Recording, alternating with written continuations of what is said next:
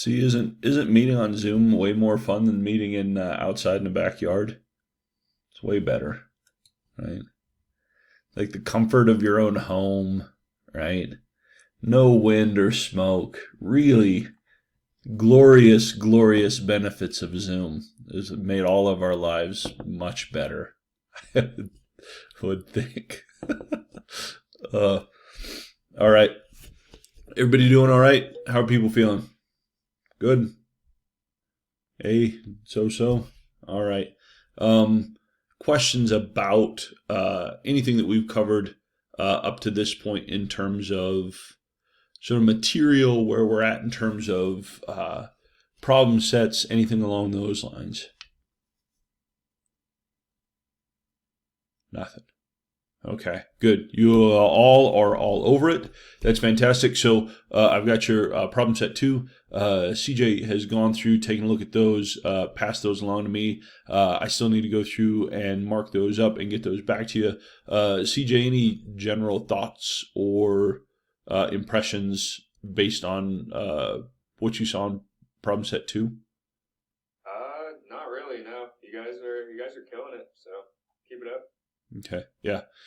Give it a quick glance. Looks like you all are getting this down, sort of get putting things together for the most part, which is very good. So just keep it up. Remember to use CJ and I as a resource if things come up. You don't have to. Obviously, you all are doing a nice job working together, which is awesome. But if you as a group run into questions, come talk to us.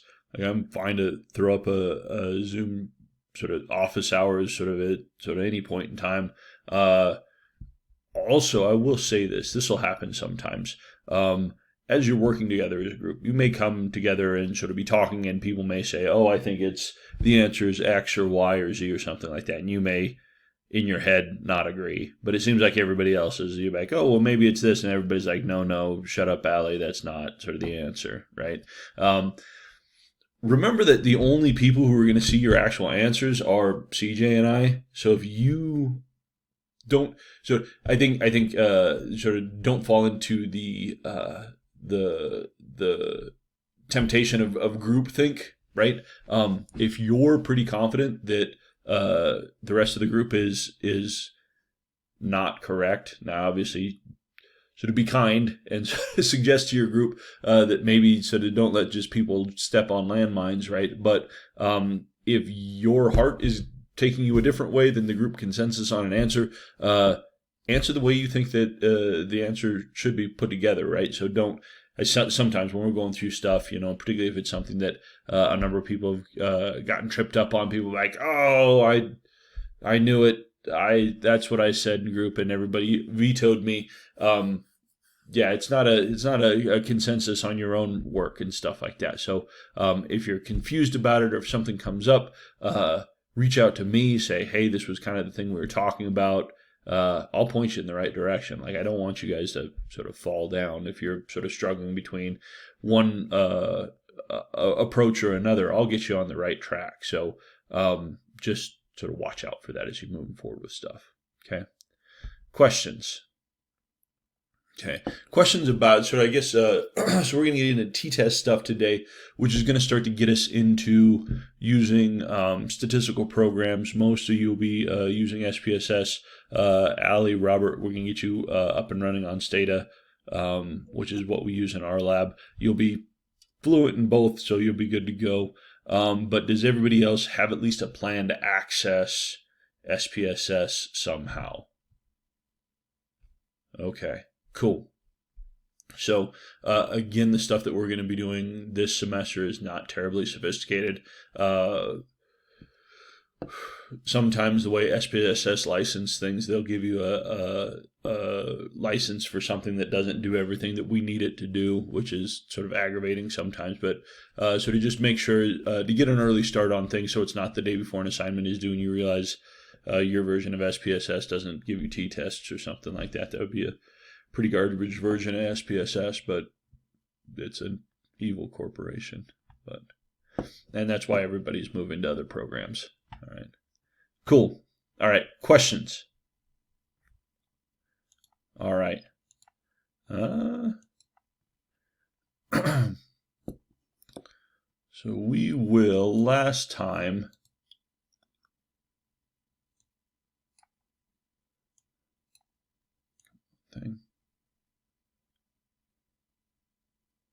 okay. Let's get my Delio set up here so I can see all your bright shining faces. All right. So we had finished up last time talking about criticisms of null hypothesis significance testing. And this is a big deal because our entire science is based on this procedure for drawing inferences about data and sort of different behaviors that we're looking at in our research, right? And so again, recognizing that we have both methodological and conceptual reasons why people have or criticisms of this whole procedure, right? We talked about problems with the fundamental logic, right? That basically what we want to know is, based on the data, what's the probability of the null hypotheses, right? But that's not what what null hypothesis is giving us. Null hypothesis testing is giving us, given that, or assuming that the null hypothesis is true, what are the probability of the data, right? So it's a little bit of a switcheroo. Seems like it shouldn't make a difference, but it's a huge, huge discrepancy in terms of the overall logic. Okay.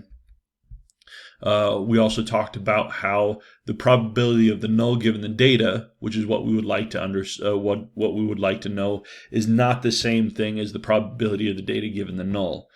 These are not interchangeable probabilities or interchangeable functions, and so essentially what happens is our null hypothesis tests, our inference tests, are giving us information. They're answering a question that's not the question we're trying to answer. Okay, it seems like it should be. It looks like it should be good enough, but we can run into situations where things get pretty tricky. Okay, so we went through an example here. Again, this is something we'll come back to, but it has to do with base rates and things along those lines. But we can start to get, if we don't understand sort of the basic mechanisms of our tests, we can start to have run into poor interpretations. All right. We talked about criticism that the null is always false, right? Two population means or an association between X and Y will never be exactly zero. Our null hypothesis test tells us sort of, are these data likely, assuming that there's no difference across these populations, or assuming that the correlation between X and Y is exactly zero.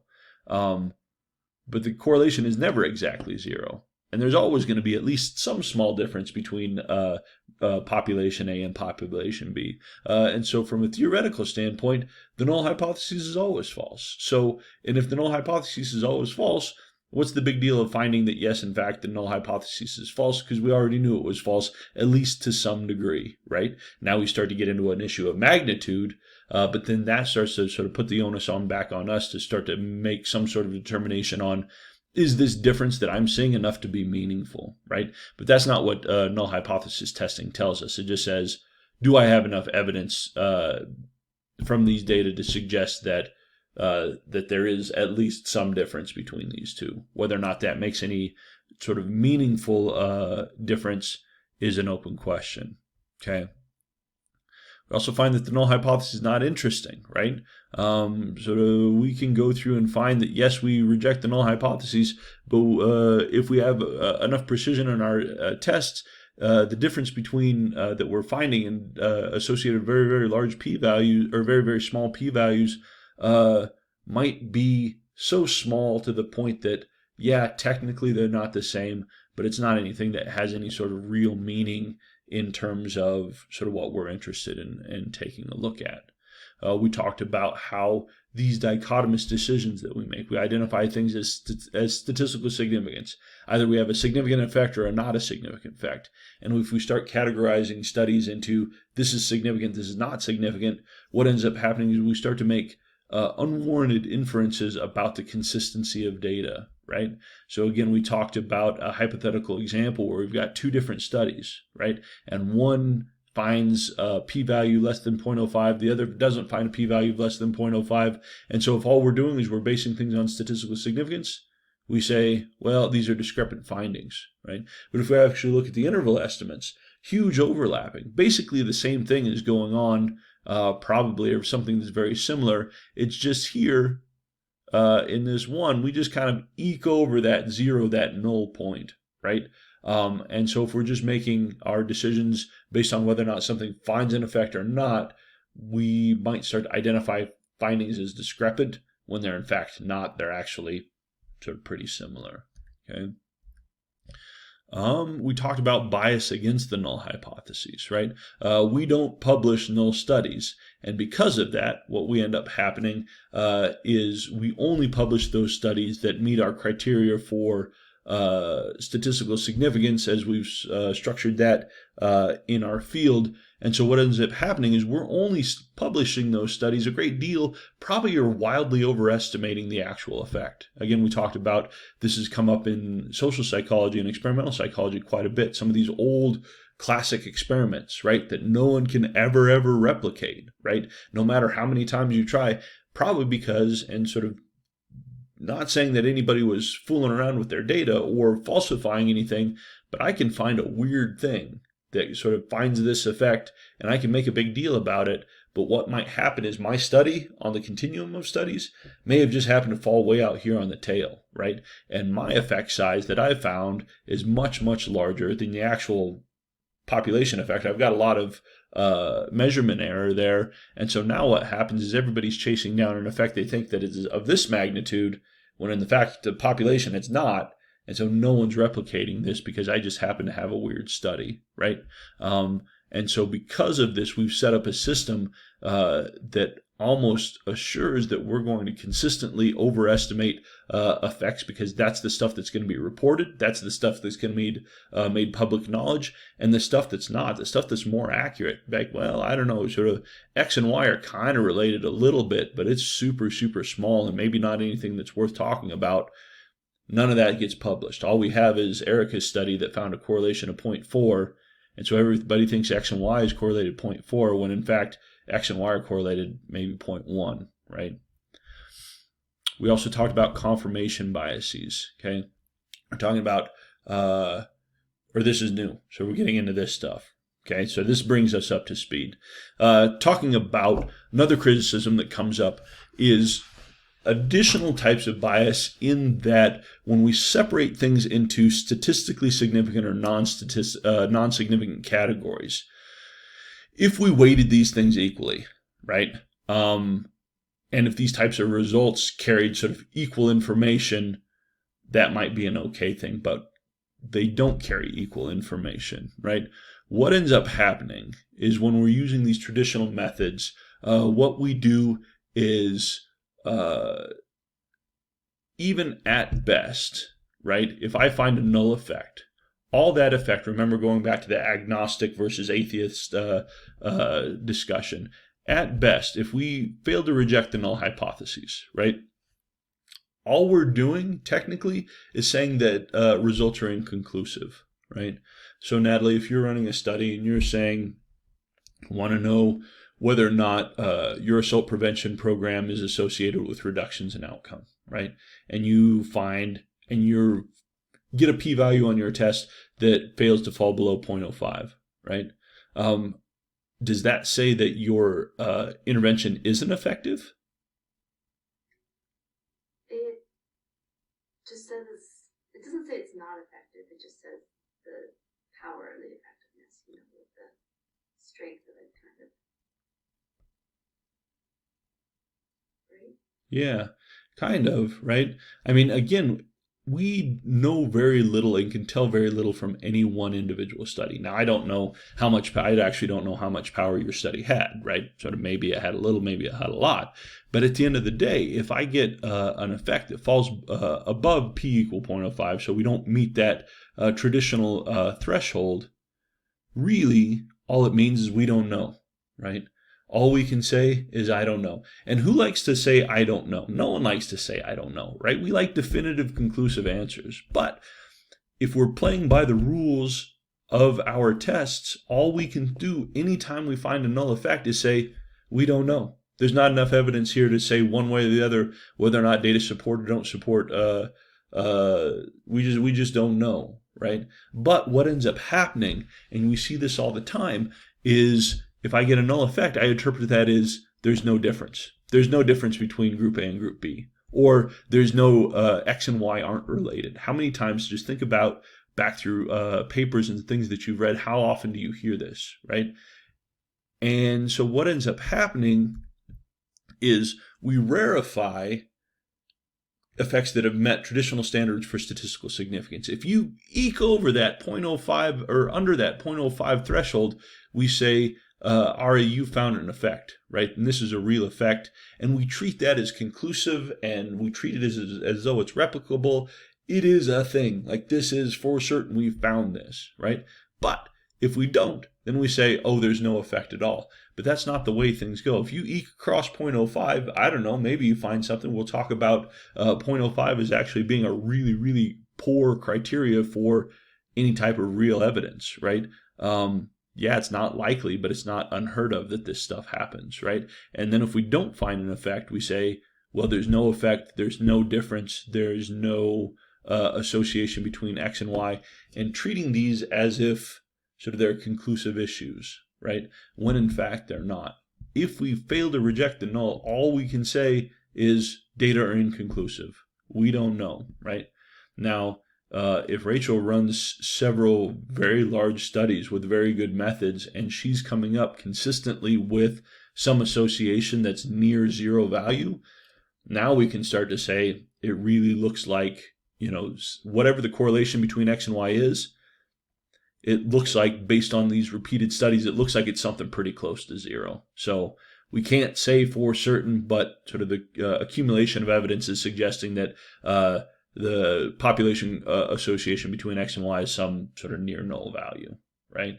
But that's not typically how we interpret things, right? And so what we end up with is this heads I win, tails you lose system, right? And what we do is we have this sense of false certainty for the existence and replication of significant effects, right? Anything that ekes under that p-value, we say, this is an effect, right? And if I read this data, or if I read a paper that's found an effect, I say, okay, this is a real thing. I'm going to run my study. I'm going to find the same effect. And often we don't, right? Because of this misunderstanding of sort of what this stuff means, right? And then what ends up happening, because we've got this whole thing set up, then we're really bummed out when we've got a replication crisis, right? We're like, oh, wow, how did this happen? How did we fall in this trap? And so we've based our understanding on sort of this system, and we find out that actually a lot of the stuff that we publish doesn't replicate. Well, if we understood sort of the biases inherent in the system and how it all works, we would say, absolutely. Yeah, of course that happened. That's how the whole system is set up, right? So again, this is what we do. We find it's an effect that ekes under, and we might dink around with the data enough until we just eke under 0.05, and we're super jazzed, right? Because I found this an effect, and this is a real thing. When in fact the system is saying what we ought to be doing, like, I don't know, right? Unless we've got really, really strong evidence and really, really good methods, we should always be skeptical of effects until it's something that's been replicated a number of different times. Okay. People seeing the sort of the concerns we have with this? All right. Other thing we do is we've got broad difficulties within our field, and not just us in psychology. This is across the board. If you read those Wasserstein papers, which I hope you have, they are fantastic. But what we end up doing is, because we don't recognize the limitations of this system, we start to make poor inferences, right? Technically, from a statistical standpoint, our null hypothesis testing provides an index of the probability of obtaining results as or more extreme than those that we've observed in the data, assuming that the null hypotheses and all auxiliary hypotheses are true. Okay, so at a very technical level, if I find So if I get my p-value, that says, and remember, think about sort of our distribution. What's the assuming that the null hypothesis is true, assuming that there truly is no difference in these two populations, or assuming that the correlation between X and Y really is 0, what's the likelihood of obtaining data as extreme or more extreme as those that we've collected, right? And so we say, assuming the null hypothesis is true, but we've got, as we talked about before, a whole host of auxiliary hypotheses that sort of need to be considered too. And when we're thinking about these auxiliary hypotheses, our entire system is predicated on some very, very standard things like that our sample is representative, right? That our sample is random, that we don't have any violations in the assumed distribution of our data, that our hypotheses were generated before we collected the data, that the model that we've specified is correct, that everything that needs to be in there is in there, and the stuff that's not in there isn't in there, right? How often do we have a model that's working with human behavior that has all relevant variables in it, and nothing that's not relevant isn't in there? 0 times. That never happens, right? We're assuming that all our measures are valid. We're assuming that our measurements are collected without error. Okay, these are the underlying statistical assumptions that are sort of methods based. And if all these things are in place, then we can reasonably interpret the results of our tests, right? But as soon as these things start to not hold up, right? How many studies has anybody ever read that where all of these things are true? The answer is 0, right? And so what we need to do is need to keep in mind that we've got procedures and statistical procedures that work well in theory in a vacuum where I've got a perfect situation, right? All of our hypothesis testing is predicated on this idea that all of these things are accurate. But as soon as these things start to fail, we start to lose confidence in sort of a literal interpretation of what we're seeing, right? And some of this is fairly straightforward, right? The sample is representative, the sample is randomly selected, but we're rarely working with situations where those are the case. Even that sort of they're very basic, easy to understand stuff, right? And so we need to walk into any type of analysis sort of with a clear head about what's going on and what types of things can start to degrade our confidence in the effects that we're seeing. So things that null hypothesis testing doesn't provide. Okay? Doesn't provide the probability. We can't interpret p-values at the probability that the null is true or that the null is false. Right? This is something that trips up a lot of people. Okay? We can't interpret p-values at the probability that the data were obtained by chance alone. Right? And this is because now in a perfect system, right? In a closed vacuum, in a computer simulation where all of these things are accurate and all of these things are true, then yes, we could interpret our p-values as the probability that we just got a random sample, that the null is true, that group A or population A and population B are no different than one another.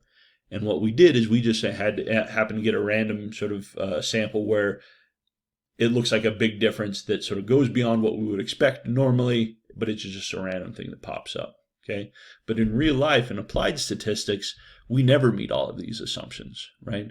And so remember that if we fail to reject the null hypotheses, it means that something, either the data drawn from each one of these populations, that either the null is unlikely to be true, or that we violated some sort of aspect of these miscellaneous assumptions, right? And we don't know which one of those is accurate.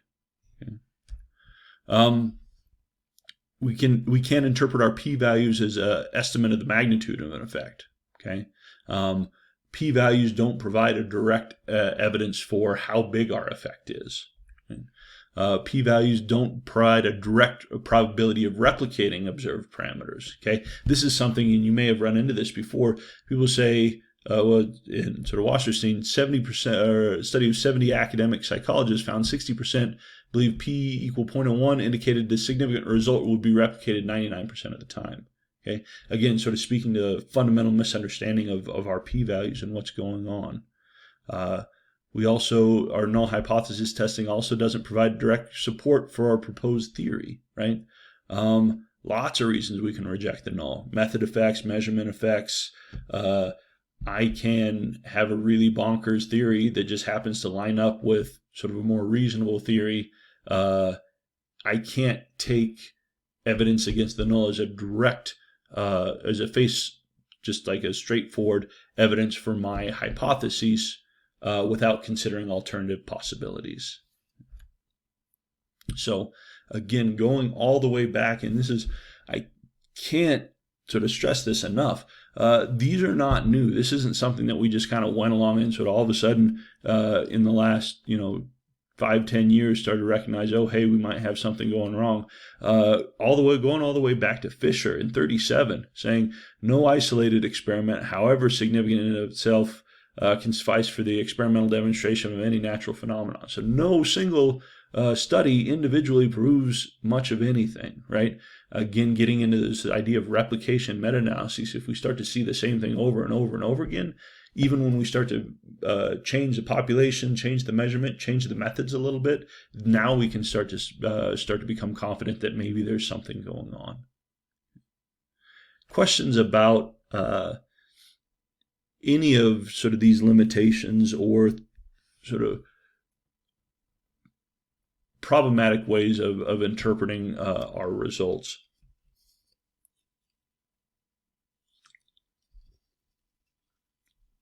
Okay. All right. So again, this is what it feels like, right? And this is how we sort of in our head, we kind of think about like, oh, I'm going to go in, I'm going to open up SPSS, I'm going to open up R, I'm going to open up Stata, I'm going to go through and I'm going to do these data, right? It feels like a highly technical, very precise, sort of very standardized approach where we're going through sort of high-tech stuff when in fact, they're kind of searching around, right? We've got some tools. Our tools do stuff, right? And our tools are okay if we understand sort of the strengths and limitations of those tools. But what we do is we get lulled into sort of this idea of certainty, right? Well, I've gone through the steps, I've walked down my decision tree, I've done this, and therefore what I've got is right. And if it ekes under P equals 0.05, then it's an effect that's real in the world. And if it doesn't, then there's not an effect, when in fact that's not sort of how any of this stuff works. Okay, so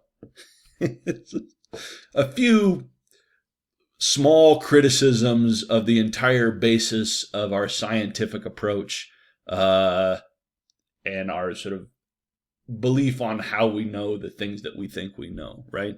So we got flawed logic. The questions we're answering aren't the questions that we want answered. Our test hypothesis is always false. The fact that our test hypothesis is always false doesn't necessarily mean anything useful for us. Our desire to have clean-cut boxes and categories, it's either this or that, is not helpful for us, and it leads us down paths where we make poor decisions. The way we've agreed upon to sort of publish and award merit for studies almost certainly biases what we think we know. We tend to be far more confident in what we think we know than how accurate what we think we know actually is. And compounding all of this is a general lack of awareness of the limitations of our system, or if I do understand them, I ignore them because it's inconvenient. Because my system is set up for me to ignore that, right? The system isn't set up. I don't get rewarded if I say, well, yeah, I found something, but actually there's X, Y, and Z wrong with it, so I really can't conclude anything, so I'm not going to publish this study, right?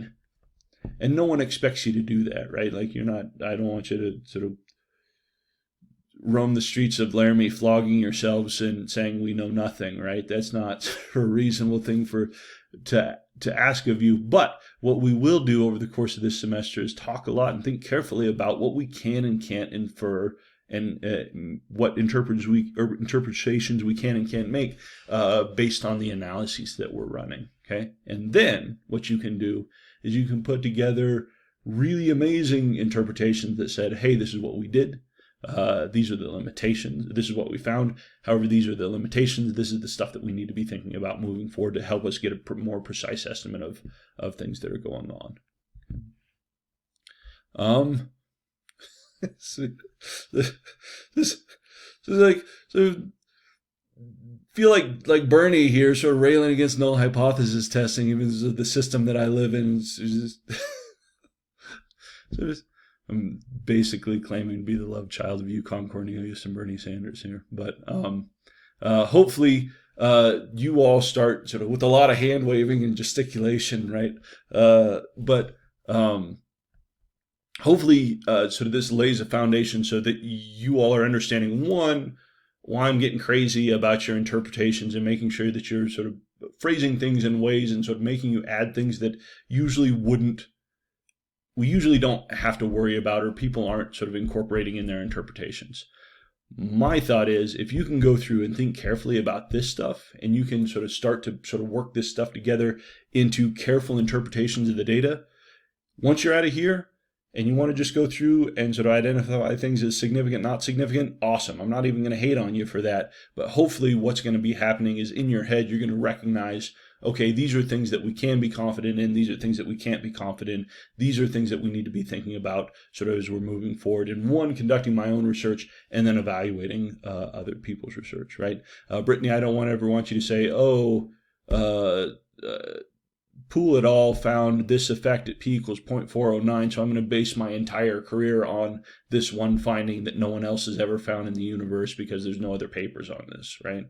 So maybe Poole et al. Is genius and they have some insight, or maybe Poole et al. Found a really weird finding that no one since then has ever been able to replicate, and that's why Poole et al. Is the only paper that's published that looks at that stuff, right? So being able to recognize that as a possibility. All right.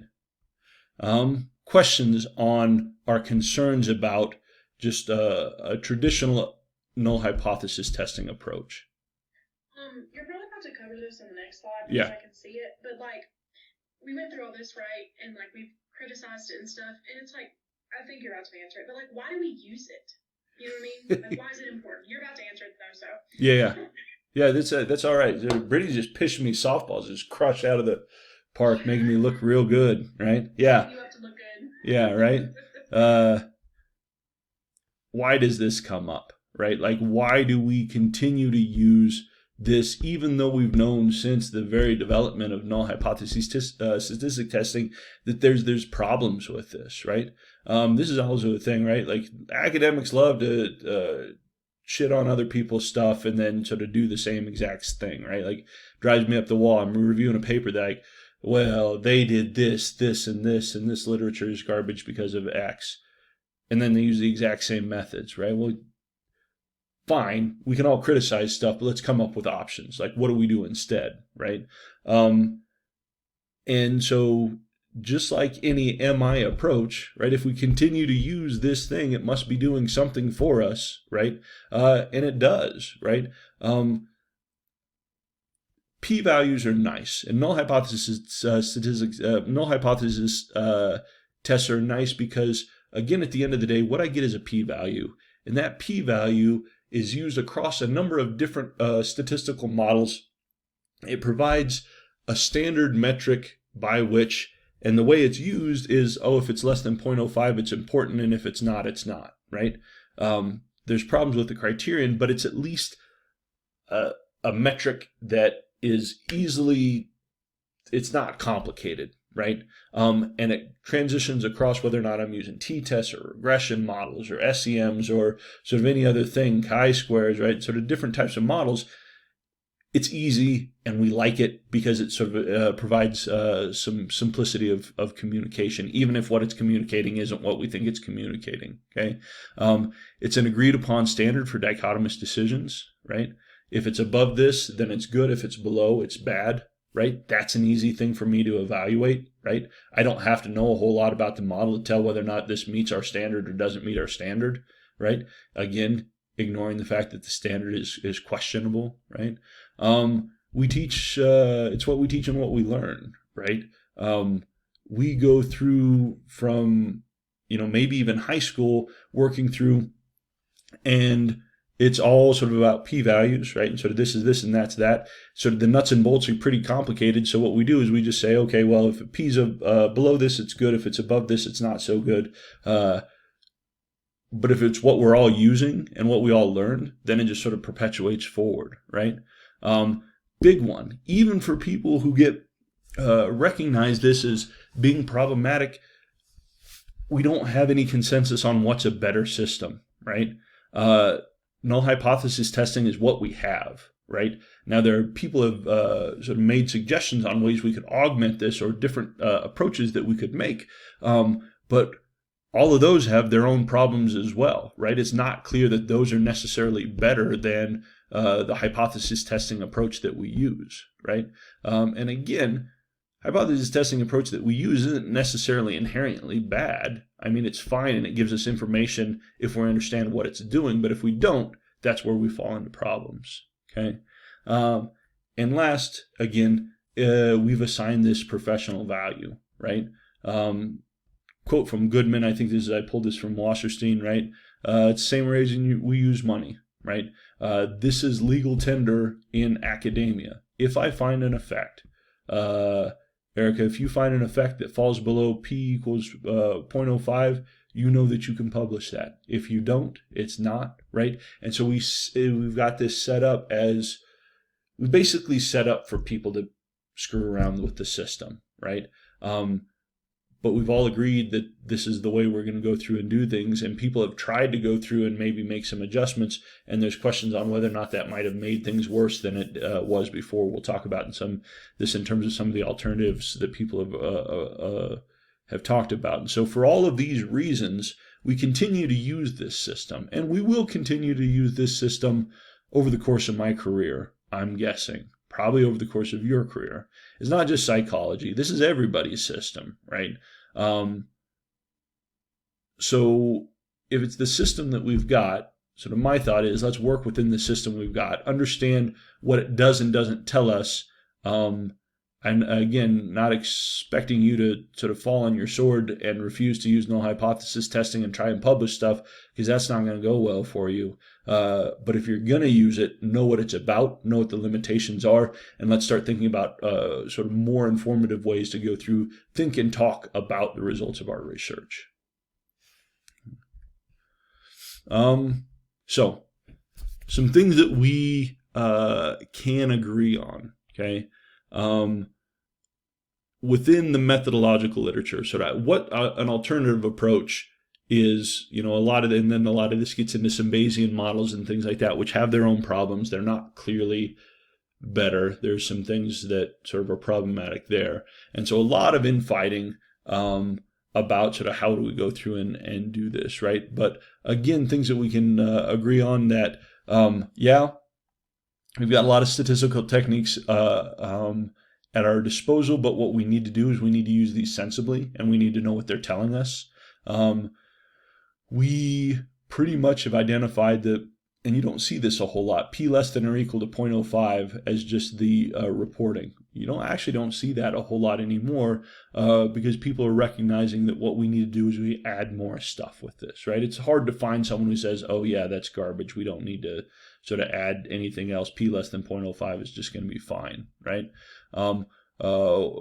Thinking about sort of taking into context, does my study make sense? Does my data make sense? What about power? What about effect size? So how does this relate to previous things that have been found in the literature? We agree that these are all things that we should be doing, right?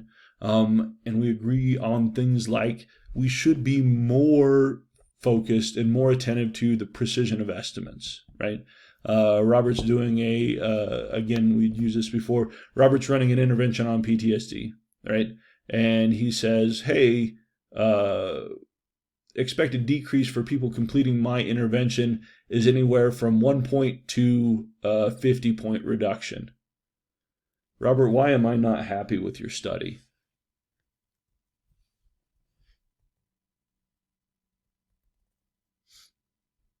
It's not very precise. Yeah. It's huge range of potential scores. Yeah, right. And so that's not to say that Robert's intervention isn't any good. It's just saying that based on this data, it's anywhere from functionally not useful to massively useful. So it's really inconclusive on sort of what the actual impact is. So thinking about precision, right? Riley, you're running a study where you're looking at the relation between X and Y, and you say the correlation could be anywhere from a correlation of 0.1 to 0.8, right? Is that a incredibly informative study for me? Not really, right? Based on your data, it suggests that the correlation isn't zero, but that's maybe not a useful thing. And again, not saying that your study shouldn't be published or looked at, but we should just acknowledge that, hey, this is some preliminary stuff, and sort of there's a great deal of uncertainty in my estimates, right? Thinking about the magnitude of effects, okay, so this is going to be thinking about effect size. Putting results in context of prior research and existing knowledge. I see this all the time when reading discussion sections, right? People writing discussion sections as if their study is the only study that's ever looked at this thing, right? What's maybe a better approach is saying, this is what I've found, right? And this is how it relates to the scores that I've gotten, sort of the effects that I've found, how this relates to other studies that have gone through and done this. So my research is quite similar to Sower's et al., but seems to be different from Garcia et al. This could be why this is happening, right? So placing our results into context of sort of known information, critically evaluating the methodology, and then recognizing the limitations of our analytic framework, saying, hey, we are going to try and avoid being overconfident about stuff and realizing that our effects are probably a very, very, very best case scenario, right? And so, Rachel, if you run a study and you find P equals 0.049, right? If you recognize that 0.409 is probably the very, very, very, very best case scenario for that effect, what's your confidence in sort of the study that you've run?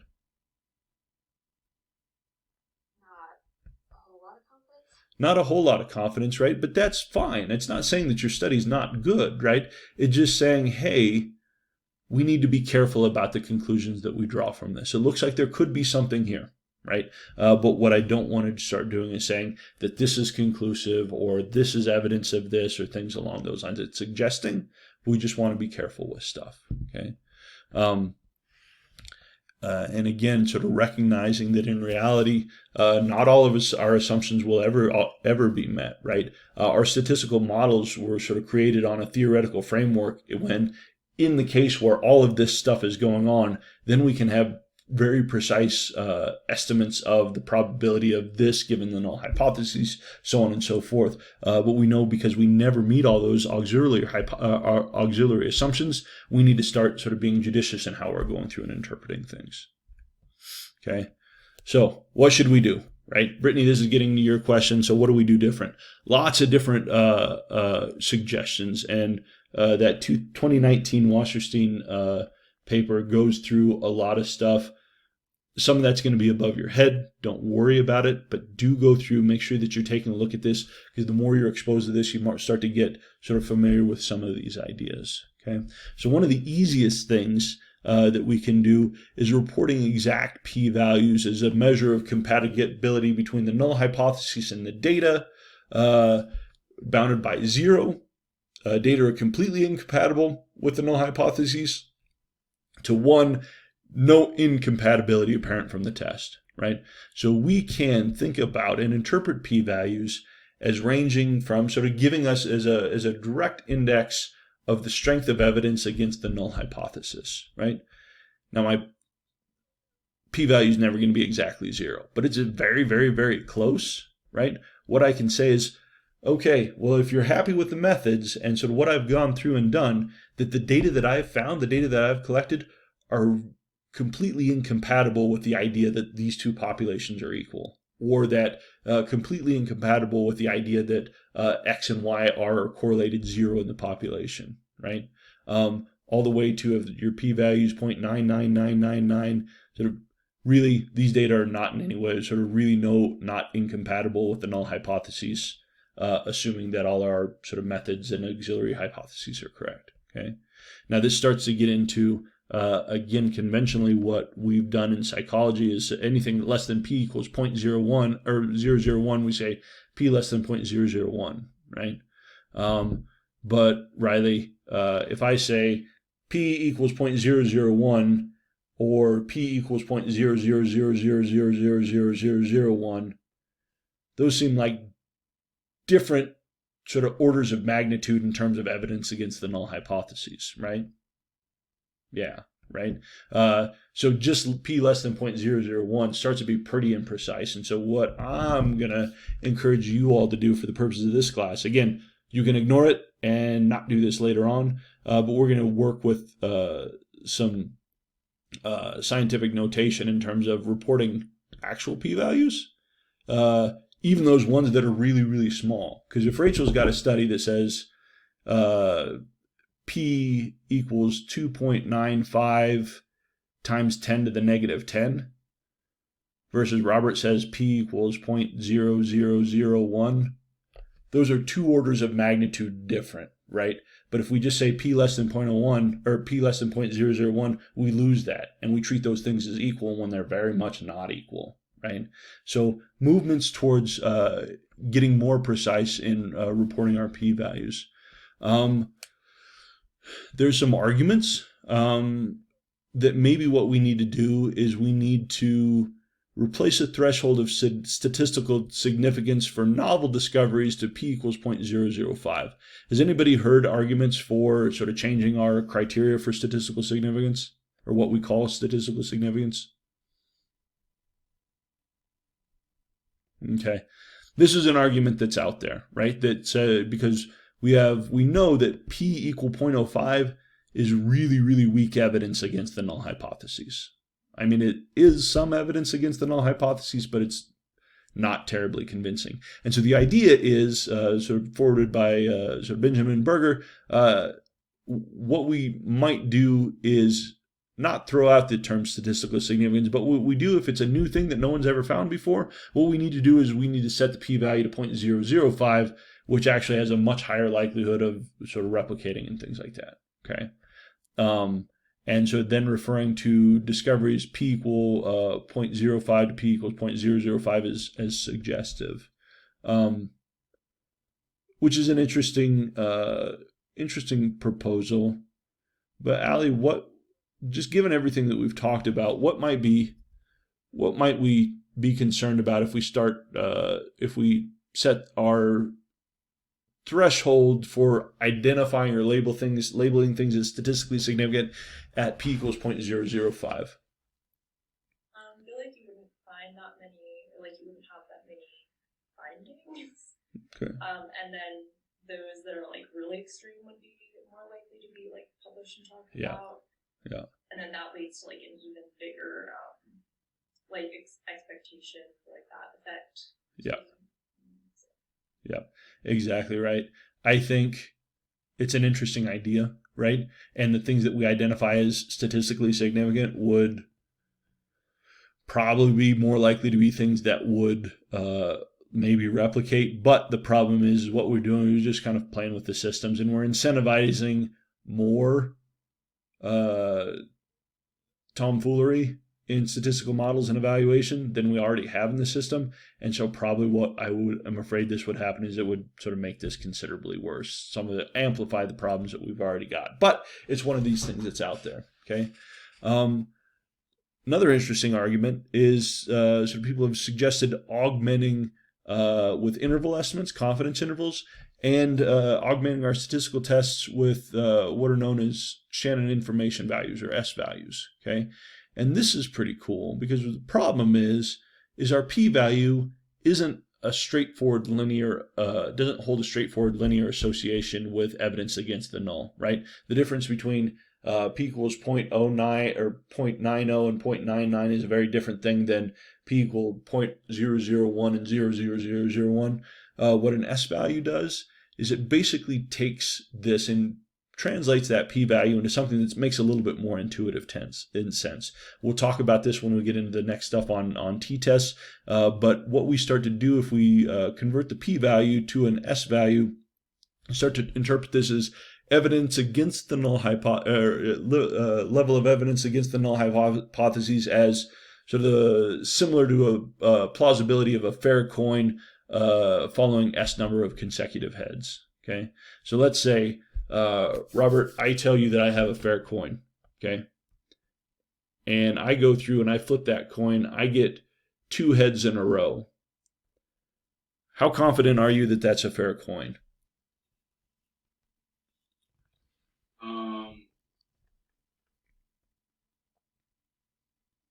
I mean, I wouldn't know, right? Because it's only 2 flips. So Yeah, 2 flips. So, yeah, you'd probably say, okay, fine, this is fair. What if I keep going though, and I get 4 heads in a row? How do you feel about that? Still not great to make an assumption, but that's starting to get kind of a little fishy. Okay, In terms of, I'm gonna sort of record that soundbite and sort of post it in all of the papers I ever publish from here on out. Yeah, I don't know. 4 in a row feels a little fishy, but I don't know for certain, right? What if I go through, I get 30 heads in a row? yeah, that's that's pretty unfair of a coin, if you ask me. Right. And so basically this is what these S values are doing. We'll talk about these and how we calculate them and interpret them, but basically taking this p-value, which again is a literal measure of evidence against the null hypotheses, right? And taking it as something that has a little bit more intuitive meaning to help people start to understand or sort of appreciate evidence against the null hypotheses. I've asterisked this one because we're going to do this and sort of start to get you familiar with this because I think it's a pretty cool way to start thinking about stuff. Then you've got the Bayesians, right? These are folks who say that our whole system is screwed up. What we need to be doing is using some Bayesian models, right? Again, I think I asked this before. Anybody been exposed to Bayesian models or sort of heard about Bayesian models or done anything with this before? Yeah. So I've heard about it and sort of like, I know it's a thing, right? But what we're doing here is trying to use our data to answer the actual question, sort of what's the likelihood of the null hypothesis given the data, as opposed to what's the likelihood of the data given the null hypothesis, right? And so what we've got is a statistic that's been proposed by Benjamin and Berger referred to Bayes factor bound, right? And so what we can do is we can interpret our Bayes factor bound as an odds ratio identifying the strongest case of the alternative right hypothesis relative to the null. Okay, so if I've got let's say a Bayes factor bound of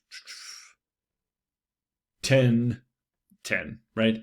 That would suggest that there's the likelihood of the alternate hypothesis relative to the null hypothesis is 10 to 1, saying that the alternate hypothesis that there is some relation between X and Y is 10 times as likely as the null hypothesis of no effect, right?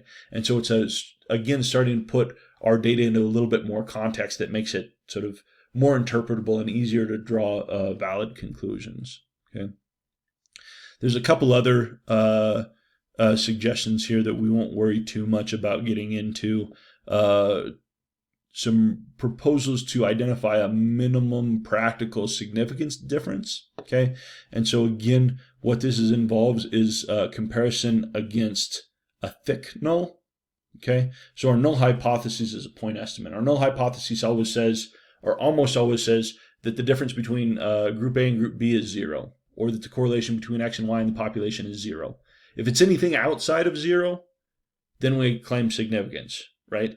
What the MPSD approach is saying that before I go into my study, I'm saying this is how much of a difference I need to find in order for this to be useful, right? And then testing against this, right? I've got to have at least this much of a deviation from nothing in order for this to be practically meaningful, and then organizing a hypothesis test against that, right? And so if my confidence interval, if the lower bound of my confidence interval, it doesn't have to overlap 0, but if it breaks into this sort of this thick null, what I've identified as something that's not meaningful, then this would be an example where I would sort of say that, or reject the null, or sort of fail to reject the null, is think that sort of this thing might not be useful. So again, going back to, let's say, a clinical scenario, I might have a new treatment, and I say, if my treatment, right, because there's lots of treatments out there. We're chock full of treatments, right? What I'm going to say is my treatment has to result in a reduction of at least 15 points on some standard scale.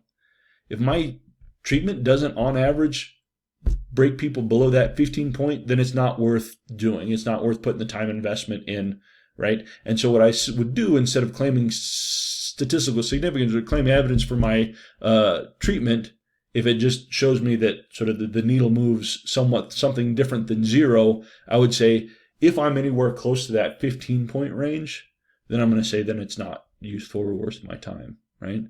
So a really, really interesting sort of approach, and something that starts to get more into some of the stuff that Neil's talking about in terms of his criticisms of our null hypotheses testing and our approach. The problem is it starts to become difficult, sort of how much is big enough for it to be practically or clinically meaningful, right? Now I can complain about that as an investigator because it's more work for me to try and justify like sort of how big of a difference, but sometimes we're working at stuff and it's hard to know, right? Maybe I'm looking at some sort of theory-based mechanism, right? That it's hard to put a practical difference on this, right? I don't know how far off of 0 this needs to be in order for it to be meaningful. What I'm doing is I'm just running a test of whether or not sort of the data are consistent with my theory, right? And so we start to get into some problems here. So know that this is a thing, but we're not going to worry about it too much this semester. Also, some sort of proposing what people are calling second-generation p-values. People tried to do this. It kind of fell apart. It didn't tend to work out sort of all that well. But it's a proposal that's out there. Another method looking at sort of evaluating the weight of the evidence that you found against the weight of evidence in the existing literature. Some interesting proposals here, but starting to become more complex. And the more complex things that we're asking people to do, applied researchers out there in the field, the likelihood that people are going to do this starts to drop considerably, right? Particularly if some of this stuff isn't sort of a reasonable ask. And is complicated to try and wrap your head around. And so for this semester, what we're going to do, and we'll get into this, we're going to focus on getting precise in our p-values. We're going to go through and calculate s-values and Bayes factor, because these are things that we can calculate from our p-value and attach some sort of more meaningful inferences from that. Other stuff is interesting stuff, but probably not going to gain as much traction, or it would be more difficult to go through and try and do. So again, focus here will just be trying to get you to a point where you're recognizing sort of what's a reasonable inference from data, what's maybe not a reasonable inference, and sort of recognizing and being able to critically evaluate when other people are making inferences that maybe aren't warranted given the data based on some of the stuff we've got here. Okay. All right. I think that's it for this stuff. Okay. Questions about any of this, kind of our approach, what we're going to be doing, where we're going, and so as we get into the stuff, we'll work you in through, and so we'll talk about s-values and Bayes factor and stuff like that. Try and get you kind of a feel for some of that as we move into the next section. Okay. Questions? All right. Cool. So let's do this. Let's come back at 3:20. And we'll jump into t-test stuff. So have those slides up and ready or whatever your system is. So, all right, cool. We'll see you in 10. All right. So up to this point, we've gone through a lot of like theory-based stuff, right? It's kind of heady. How are people feeling about sort of knitting all this stuff together? Is some of it sort of making some sense, kind of clicking? Yeah, ish, kind of. Okay. What we're going to do is we move forward, we're going to get into some t-tests and stuff like that. Some of the stuff that's going to be a little bit more familiar, but you guys are champions. Thank you for hanging out with sort of as we're going through some of this foundational stuff. Sort of my hope is, just from a didactic standpoint, that this is going to pay dividends down the road, so that as we're talking through different interpretations and things, you'll be able to see kind of sort of where I'm pulling things from and why we're interpreting things the way we're doing it and stuff along those lines. Okay, so we will jump into t-tests. Everybody loves a t-test. Who doesn't like a t-test? You show me someone who doesn't like a t-test, I'll show you someone who's suspect. All right. Okay. You know who really loves t-tests? Rachel, you know who loves t-tests? Mr. T-Test loves t-tests. You better know.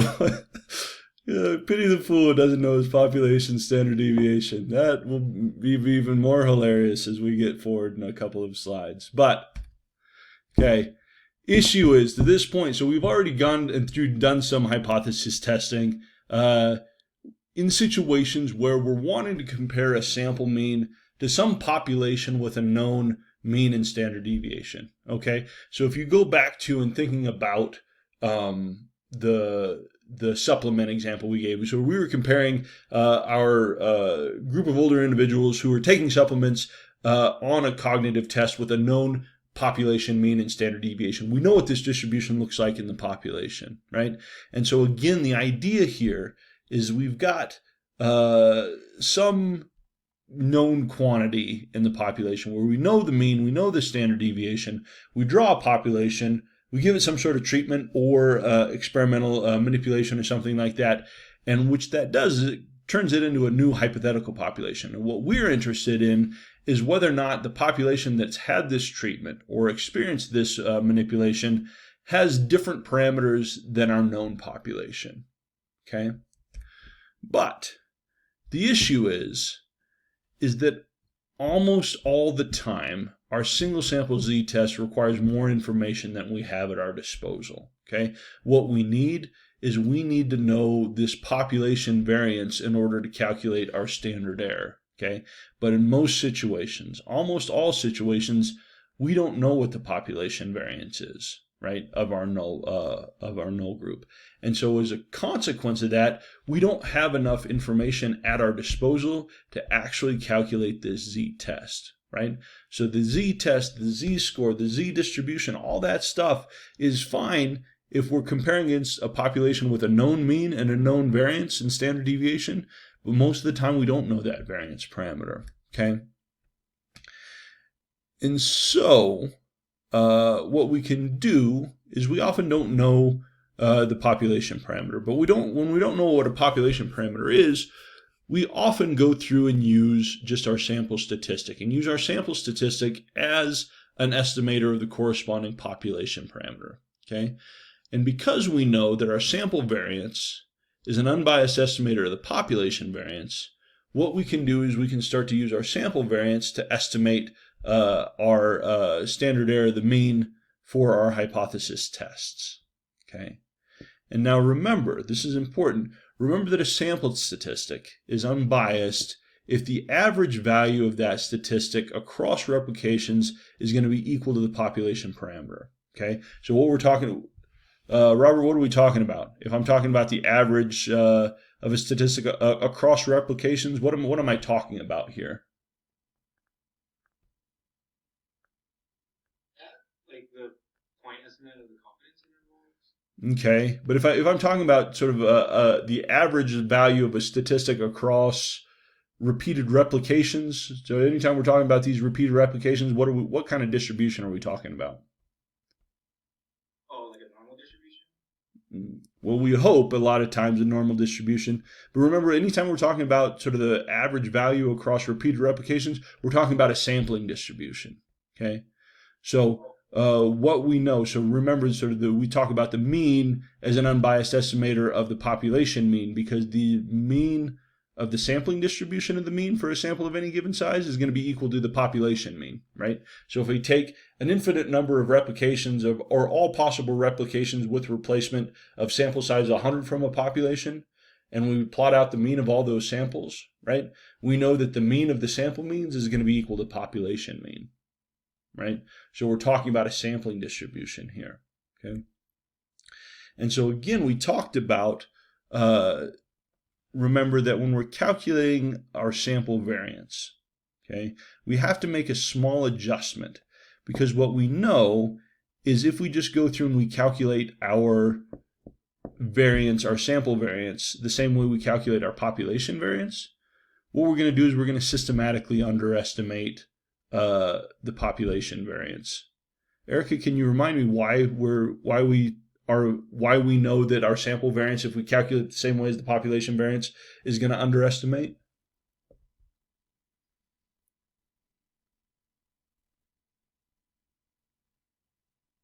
Sorry, could you repeat the question? Yeah, so we've got a little bit, we make a small tweak to the formula when we're calculating population variance versus sample variance. And we have to make that adjustment because we know our sample variance is going to systematically underestimate the population variance. Do you remember why that is? Or what's the logic behind this?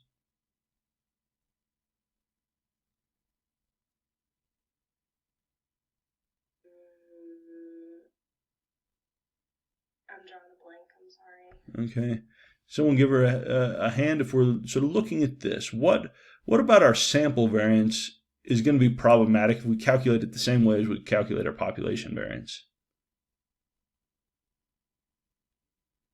Be dead wrong, but it's not a sample then, is it? If you do it the same as your population? I mean, that's kind of obvious, right? Well, I mean, it's a fair point. It's a fair point. But we calculate our sample mean the same as we would calculate the population mean, right? So we're not worried about that. What about this, Allie? Any idea to remember why we were concerned that our sample variance is going to be an underestimation of the true population variance? Because it's not as variable, you're not going to capture as many points. Exactly, right? So remember that my sample is never going to systematically represent the full variability in the population, right? So again, if I'm sampling, so I've got samples of 50 of height of UW on-campus UW students, right? My opportunity with any one of those individual samples to capture people who are very, very small or very, very tall, they're probably not going to be in there on average, right? And so what we're concerned about is because here's the variability that we want to represent. Our sample is on average going to be pulled from the center of this distribution. And so what we need to do is we go through and we just change, we calculate our sum of squares the same. But we're just going to change this denominator a little bit. So instead of calculating our variance by taking the sum of squares over the size of our sample, we take our sum of squares and divide it by the number of people in our sample minus 1. Okay. And Allie, what does this do?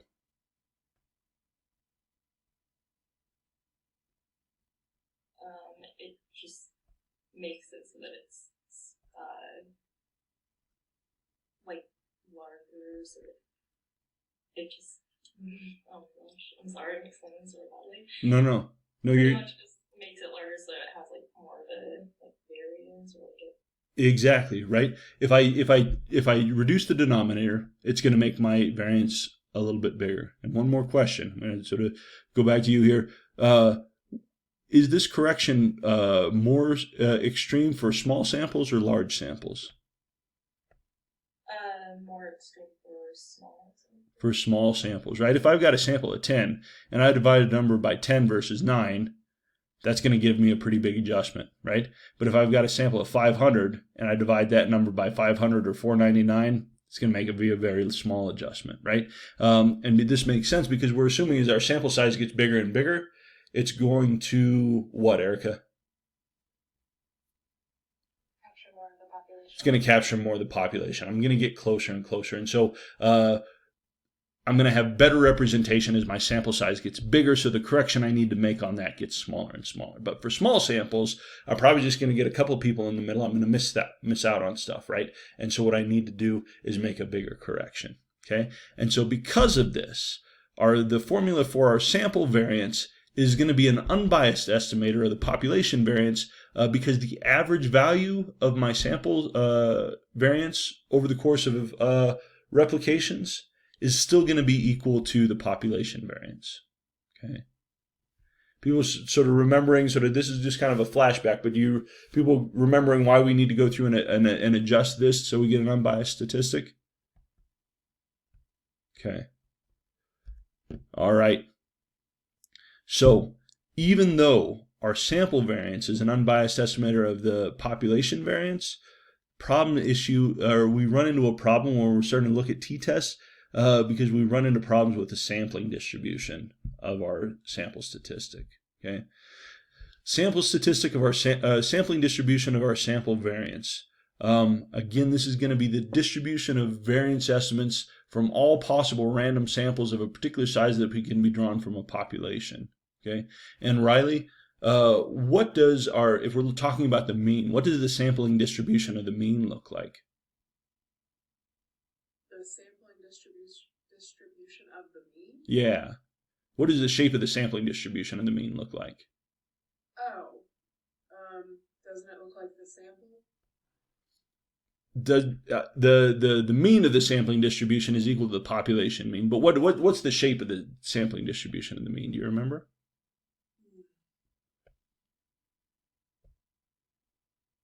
Is it normal?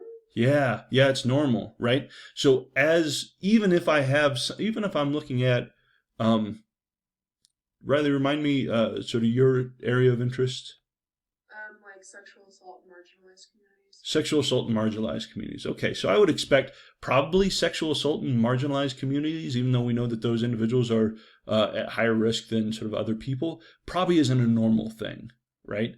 It's probably not it doesn't have a normal distribution in the population. But even if something is skewed, right, we know that the sampling distribution of the mean starts to become normal under two circumstances. Can someone help me out? What are the two situations under which the sampling distribution of the mean starts to become normal?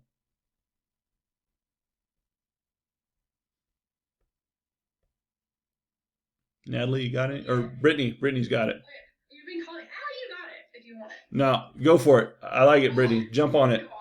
I don't know. I guess if your sample's bigger, it was just a guess. Nope, you're good. You know what? And I need you to stop telling me that you're sort of prefacing everything by saying it's a guess. It's not. You're right on the money. You're getting it. Yes, you're exactly right. As our sample starts to get big, the distribution of sample means, the mean of all possible means that could be drawn from a sample of a given size, starts to make sure that distribution of sample mean starts to approach normality very quickly. So sample size, and what's the other thing? Your original population was normal? Perfect, Rachel. Yeah, absolutely. If I'm sampling something like height that has a normal distribution in the population, even if I have pretty small samples of size, say 15, the distribution of sample means is going to hit normality pretty quickly, right? So we know that if we're talking about the mean, the sampling distribution of the mean due to law of large numbers is normal. Some of our samples are going to be a little bit above, some of our samples are going to be a little bit below, but the mean of the distribution of sample means for all samples of a given size are going to be normal. Okay. Now, when we go to the sampling distribution of the variance, now all of a sudden we run into a problem. And the issue is we know that the sampling distribution of variance isn't normal. It's going to be positive, and it's going to be particularly positively skewed when we have small sample sizes. Okay. And if we're thinking about why this happens, Ari, can I have what's the lower bound limit on variance or variability?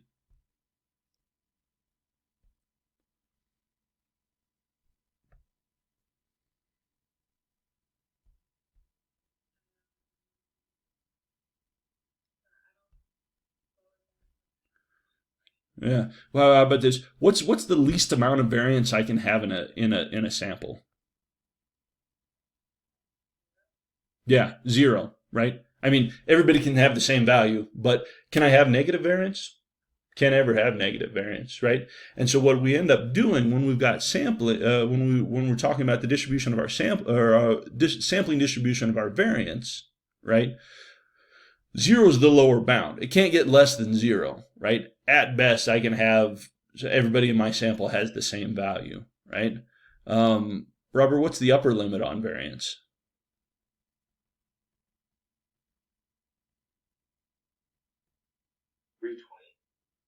Oh, well, yeah. In this graph, it's 320, but theoretically, variance says sort of no upward bound. It's sort of bounded by sort of whatever our scale is, right? So we've got a sampling distribution that's cut off at 0, but the upper end of the distribution, we can have wildly variable samples, right?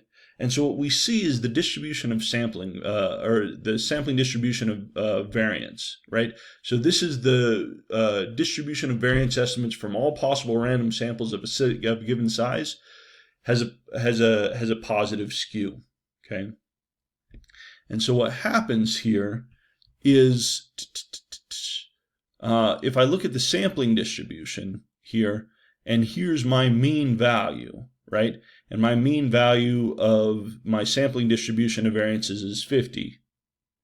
And I know that the population variance is 50. Therefore, I have an unbiased statistic, okay? But even though the expected value of my sampling distribution is equal to my population value, so it's unbiased, any individual random sample that I draw from this sampling distribution is going to almost certainly going to be, well, not almost certainly, but is going to have a higher chance of being an underestimate of the population variance as opposed to an overestimate, okay? Allie, what's my median here?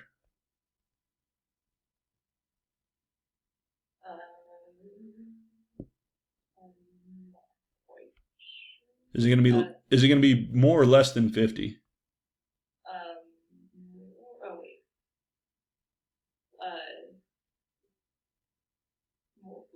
Less. It's going to be less than 50. And what's my mode? Is that going to be more or less than 50? Okay. So within this sampling distribution, because it's skewed, any individual sample I get on average, right? Remember that in a skewed distribution, my mean gets pulled out towards the tail, right? And so because of this, the mean value of the distribution of my sample variance is equal to the population variance, making the statistic unbiased. But for any sample that I draw, right, or if you draw any sample from this distribution, any single sample, is it more likely to be an overestimate of that population parameter or an underestimate?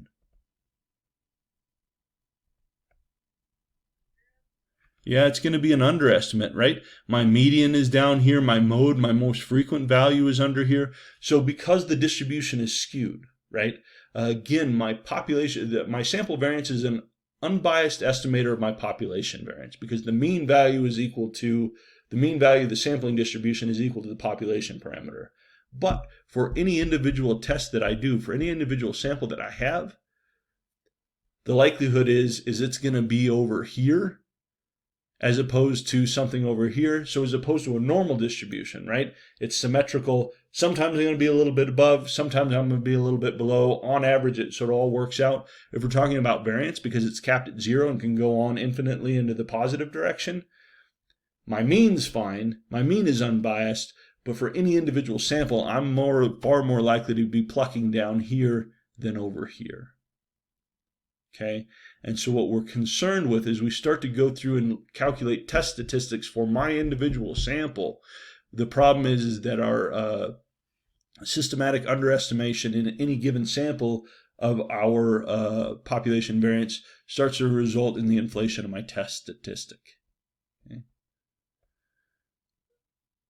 So Natalie, why am I concerned if I know that on average my sample variance is equal to the population mean, or the population variance, but for any individual sample is likely to be an underestimate of the population variance?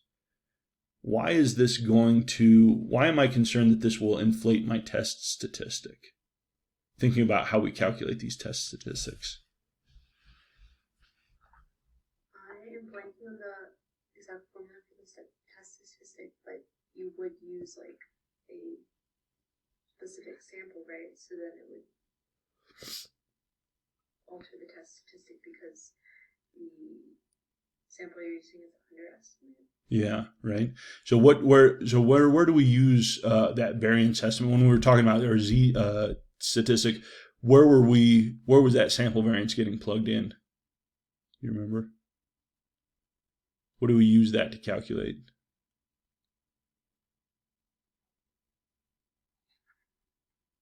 I'm blanking on that one. No, never be sorry. Does anybody help her out? Where do we use the variance estimate or our variance? What did we use variance in the calculation of?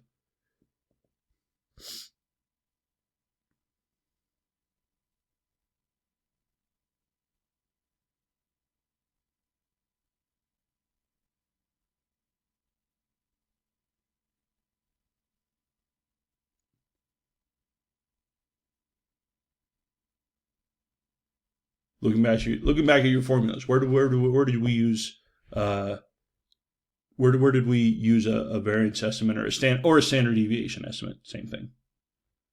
Not the same thing. But.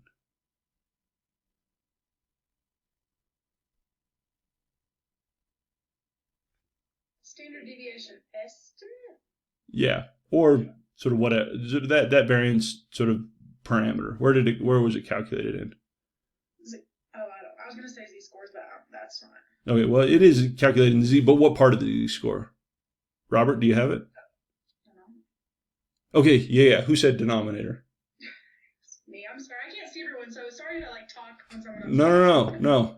You know what? No more apologies from you for the rest of the semester, right? I'm going to dock you a point every time I hear an apology off of you. All right, you're absolutely right. In the denominator, what is the denominator of our Z statistic? What do we call that? The standard error? Yeah, exactly, Rachel. It's standard error, right? So we know that our variance estimate is going into the calculation of our standard error. And our standard error tells us, on average, how much we would expect that sample parameter to jump around, right?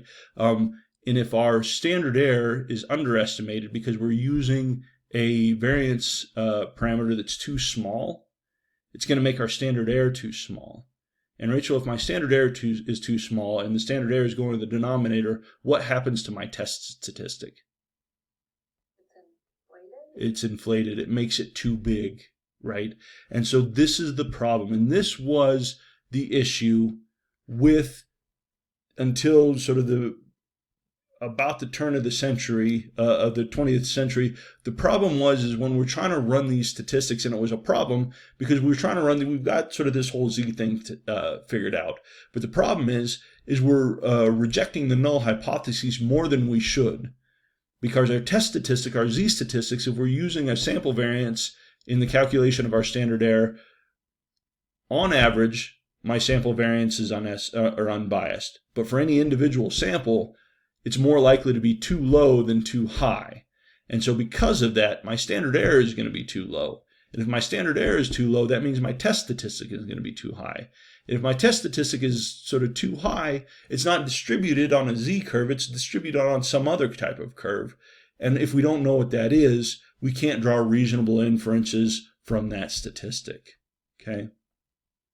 And so, again, sort of turn of the 20th century, we get a solution from a gentleman named William Seeley Gossett, aka Student. Okay, Gossett was a chemist for Guinness, and was trying to do some small samples, tests on some things, and was running into this problem because his tests were off. He was rejecting the null more often than he should because if we're using the sample variance as my parameter to calculate my standard error, any given sample, I should expect it to more often be an underestimate of the population variance than an overestimate, which means my test statistic is going to be too big, which means if I'm just using a standard Z test, I'm going to be rejecting the null more than my test says it should.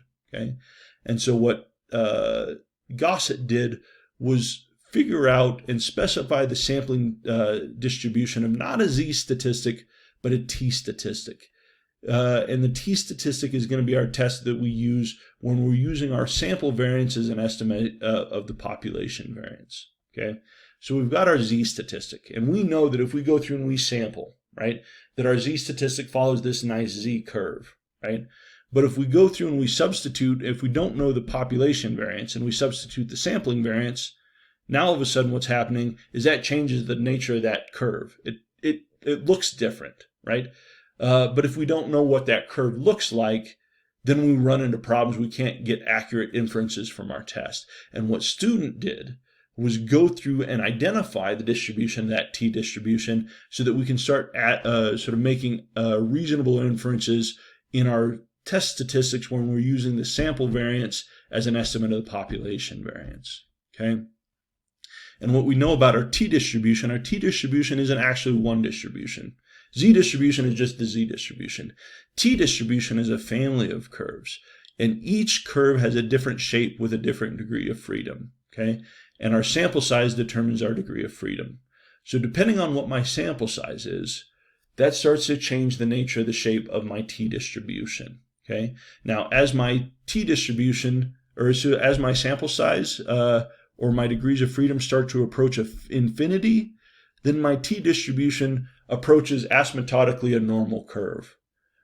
Why does this make sense given everything that we've talked about? Why would I expect my t distribution to get increasingly close to a normal curve as my sample goes up and up and up and up?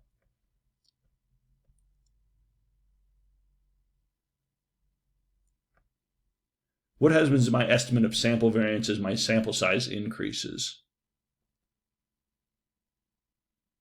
Robert, what do you think? As my sample increases, what happens to my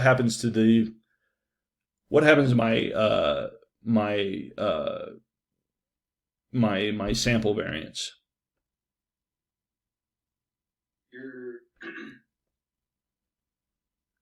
As the population or sample goes up, your variation will go down, right? Well, the discrepancy between my sample statistic and my population parameter goes down, right? So as my sample gets bigger and bigger and bigger, I get a more accurate representation of the population variance, right? And as my population and my sample variance gets closer and closer to my actual population variance, my t-test or my t-distribution starts to look more and more like a z-distribution until it hits infinity, and then I've got everybody, and it's exactly the same, right? So what we see when we go through and we're looking at our t-distribution, what happens is the sampling distribution of this test statistic changes depending on the number of people we have in our sample. And as we get more and more people in our sample, that curve starts to look more and more like a normal Z curve. Okay. So my sampling distribution of my t statistic. Okay. Again, the calculation of my t statistic is my sample mean minus whatever my reference value is under the null over the top of my standard error. My standard error is equal to my standard deviation, my sample standard deviation over the square root of my sample size. Allie, does this look familiar? Yeah. Yeah. What does this look like? Looks like the Z-score calculation. Exactly. It's the exact same thing. The only thing we're doing with t is we're just substituting the population variance or standard deviation for my sample variance standard deviation. So there's no difference there in the calculation of my test statistic.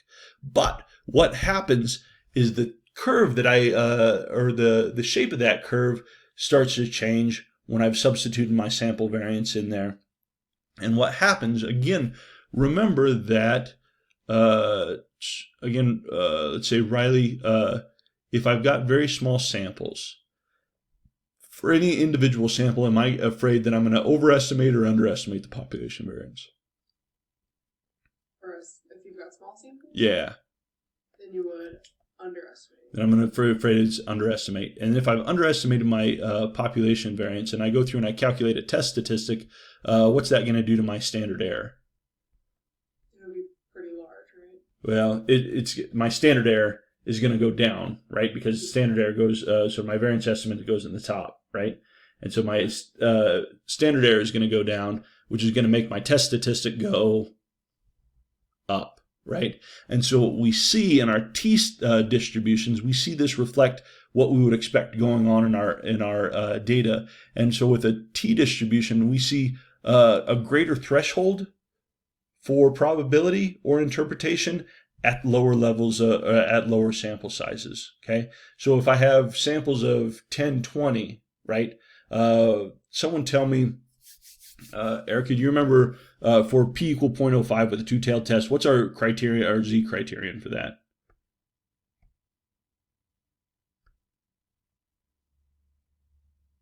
For which one, sorry? For our z test, what's our z score that corresponds to a two-tailed test at p equal 0.05?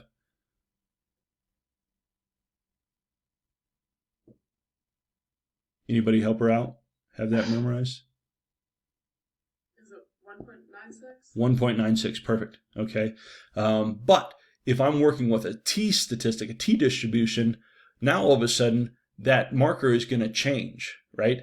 And it's always going to be bigger because asymptotically, as we get sort of our t distribution closer to z, it sort of reaches z, sort of as sample size reaches affinity. But what we're doing is we're setting the markers out farther, because we know that for any individual sample that we get, depending on the sample size, it's more likely to be an underestimate of the population variance than an overestimate of the population variance, right? And so if we know that if we're underestimating the population variance, that's going to drive down our standard error, which is going to increase our test statistic. What we do is we start to set those markers farther out in order to claim sort of low probability of an event, okay? And so what we get with Gossett's work is we get a systematic correction for inflation of our test statistic when we're computing that test statistic with the sample variance as opposed to the population variance. Okay. This seems maybe like a lot of information that we could have just glossed over, but again, you all are going to be practitioners. I want you to understand what's going in the nuts and bolts of this.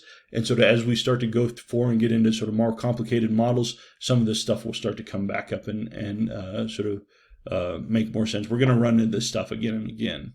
Okay. So again, someone brave, can someone tell me, here's my standard error. What's the interpretation of my standard error? Conceptual interpretation of standard error. How do I understand standard error? Is that the one that like describes how often or how much the points are going to jump? Yes, beautiful. Yeah, absolutely, Riley. Our standard error is just our standard error is the standard deviation of my sampling distribution, right? It just says across replications of a given size, how much do I expect my estimates to jump around, right? We can talk about this as sort of how, on average, what my expected deviation from the mean is going to be of any given sample, the difference from sample to sample, right? All of this stuff going on. Standard error, very, very important. Sort of standard error is never going away. And again, I would be thrilled if everybody got standard error tattoos, all of you. Like, that would be pretty clutch. It would bring you together as a cohort where you would forever be sort of bound by standard error, which would be pretty badass. Everybody gets A's if you all sort of come in with standard error tattoos. All right. So, T distribution is going to be a classic example of a leptokurtic distribution. So what we're going to get, particularly at low samples, that T distribution is going to be kind of peaked at the top and then kind of have these flat tails indicating positive kurtosis as opposed to negative kurtosis. Negative kurtosis, remember, is kind of like that square distribution. Okay, so as our degrees of freedom increase, T gets increasingly approaches a normal curve, but at lower levels or lower degrees of freedom, we get this kind of peaked middle that's kind of thin and then kind of flattens out, again, associated with positive kurtosis. If you ever want to remember positive kurtosis, right? This is like literally a pull from a student's paper in 1927. I think we need to go back to this where so basically I just include sort of illustrations into my into my publications, right? Talking about his mnemonic for understanding platykurtic and leptokurtic figures with talks about lepping and hairs, and it's really cool. I would encourage all of you in your next publication to make sure that you go through and draw some pictures, some doodles. I don't know. Like if I got that in a paper, I'd be pretty excited, right? Because you're going old school, throwback stuff. That's some hipster business, okay? All right. Taking a look at our t-distributions, okay? Again, we can go through and look at our, here we've got just kind of a snapshot of the t-distribution, a t-table. I can go through, you've got this in your text. I can go through and pull up an example.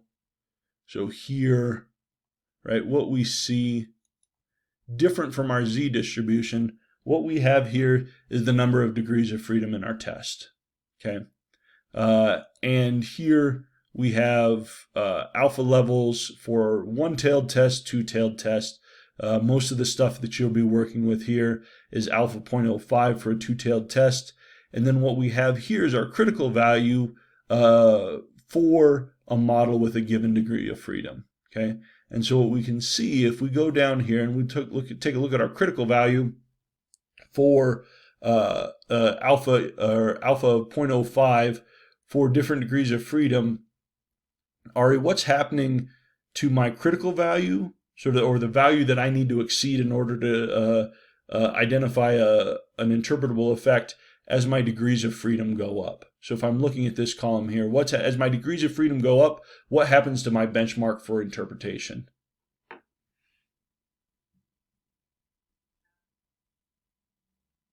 What's that? It's going down, right? Because as my degrees of freedom get larger, Natalie, what's happening to my sample size?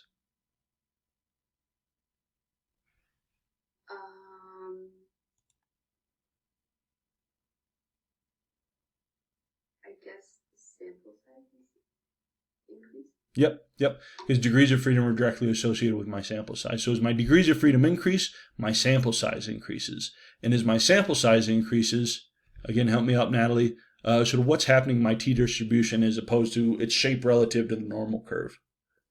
It's reaching closer to normality. You're right. It's starting to get closer and closer, right? And so if my concern is for very small samples, any given sample is going to underestimate my population variance, which is going to make my standard error too small, which is going to make my test statistic too big. So I need my criteria for interpretation to be sort of farther and out.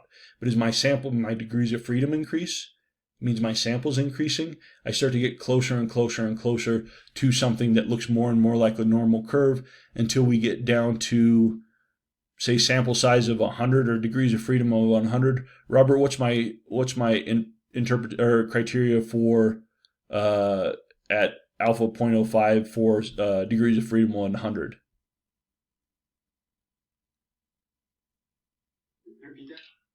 Yeah, so if this is my critical value for my two-tailed test at alpha 0.05, when I have degrees of freedom equal to 100, what's my critical value? What's my critical T? 1.984. 1.984. That's getting pretty close to 1.96, right? And so we see as we start to get closer and closer, my criterion for interpretation gets closer and closer to what I would expect in a Z curve, because I know as my sample gets bigger and bigger and bigger, what I'm doing is I'm getting my test statistic is going to be distributed closer and closer and closer to that Z curve. Okay, so this was very, very important work at the time, because before Gossett figured this stuff out, we had, in theory, if I knew the population variance, I could go through and calculate z-tests, and that was great. But the number of things I know population variance for are close to zero, right? And so what Gossett had done is say, okay, if I go through and I take this z-test and I substitute my sample variance in for the population variance, I get a different statistic. And that statistic has a different distribution. What are the qualities or what are the characteristics of that distribution? Because if I know what the characteristics of the distribution are, I can go through and tell you probability values, okay? And so that's sort of why we get into some of this stuff with this Z distribution, or with the T distribution, okay? So again, kind of tying this all together, my Z-test is structured to let me know whether a random sample mean is likely to have occurred in a population with a known mean and standard deviation, or a known mean and variance, right?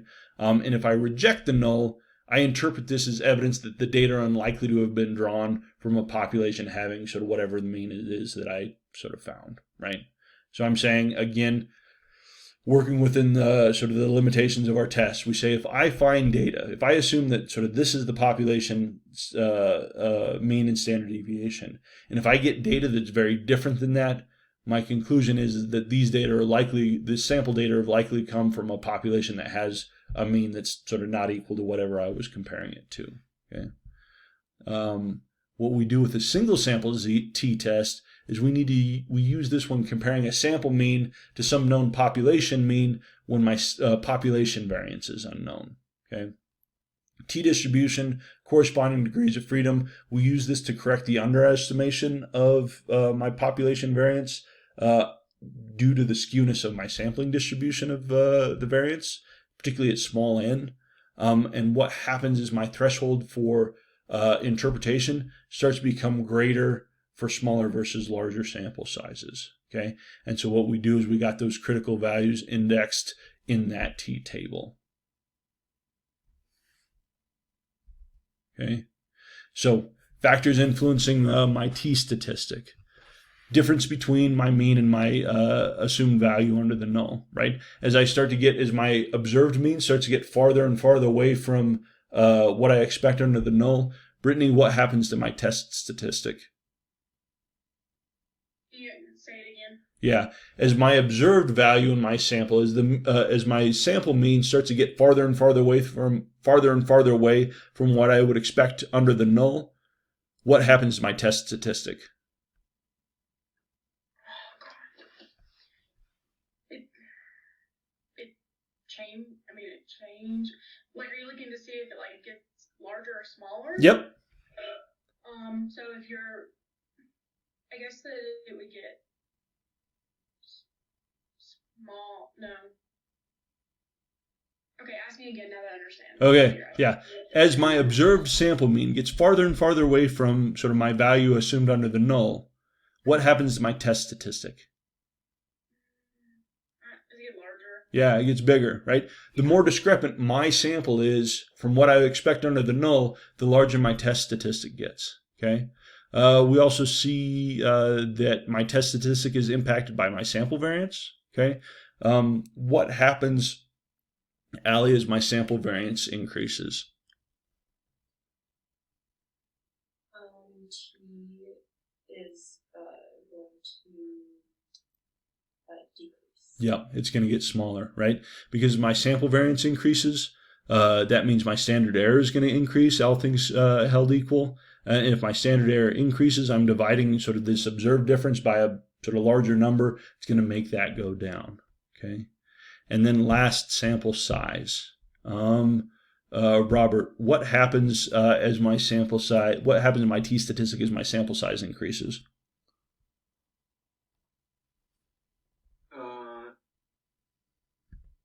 Goes down.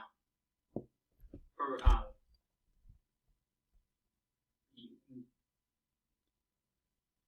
yeah, it goes down. Okay, so so as my sample size increases, what does my t-statistic do? Holding everything else constant. Oh, it's going to go up. It's going to go up, right? Because as my sample size goes up, what happens to my standard error? Standard error gets driven down. And if I'm dividing something by a smaller number, it's going to drive up that test statistic, okay? So you know how you get huge t-tests? You just have massive, massive samples, right? Because it drives down that standard error. I'm getting much, much more precise estimates, meaning that my expected deviation from replication to replication is only going to sort of move around a little bit, starts to make my t-test very, very large. Okay. All right. Sorry, I have a question. Yeah. So is a bigger t-value more precise? Not necessarily. It could mean more precision, Riley. But what else could be associated with a large t-value? I don't know. No, I'm confused. Okay. So, and again, this is where sort of looking at your formula right here. What else would start to make this t-value get larger, just based on this formula?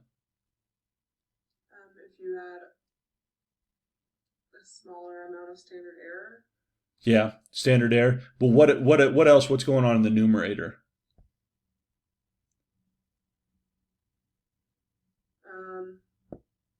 Yeah, I guess if there was a bigger difference between.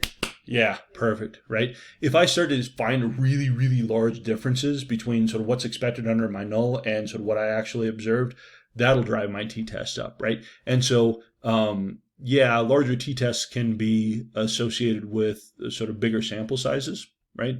But even if I have a small sample and I have a massive difference between what I expected under the null and what what I actually observed, that'll drive it up too. So I wouldn't necessarily say that a large t-value indicates a great deal of precision. That's actually one of the problems with experimental, well, it's not just experimental, it's everybody. But among experimental folks, sort of this replication crisis, a lot of times, some of those old school studies, right? I don't know, for intro psych, I pulled up study on the Hawthorne effect where they're looking at, do cockroaches run mazes faster when they're watched by other cockroaches? And they're like, yeah, they do. But I don't know, fine, I guess, whatever. But those are small sample stuff, right? And with small sample stuff, we sometimes get wide variability in terms of things, right? And so you're right. Sort of a large t-value could be due to high levels of precision, just we have lots and lots of people, but it can also be due to other stuff. It could be due to just, I happen to find just a big magnitude effect. So it's not like you're necessarily trying to get a high t-value. Well, I would like to have a high t-value, right? If my t-value is much bigger, I'm much more likely to reject the null hypothesis, which means that sort of I have saying that sort of my data are in fact discrepant from what would be expected under the null hypothesis, which is generally what I'm looking for, right? But there's a lot of different things that can sort of produce a large t-value outside of just precision. Does that help? Yeah. No. This is a great question. This is where you guys want your heads to be with this stuff. Nice. Yeah. Quick word on degrees of freedom, then we'll give you all a break. Degrees of freedom are one of those things we hear about them a lot, like, oh, degrees of freedom, but people often don't have a good sense for what degrees of freedom is or sort of what it actually means. In general, we can think about degrees of freedom as the number of values in the calculation of a statistic that are free to jump around. Okay, so let's say the following equation is true: x plus y plus z equals 24. Okay, Erica, what's x? Any number? Could be any number, but give me one number. 8. 8, okay. Ari, what's y?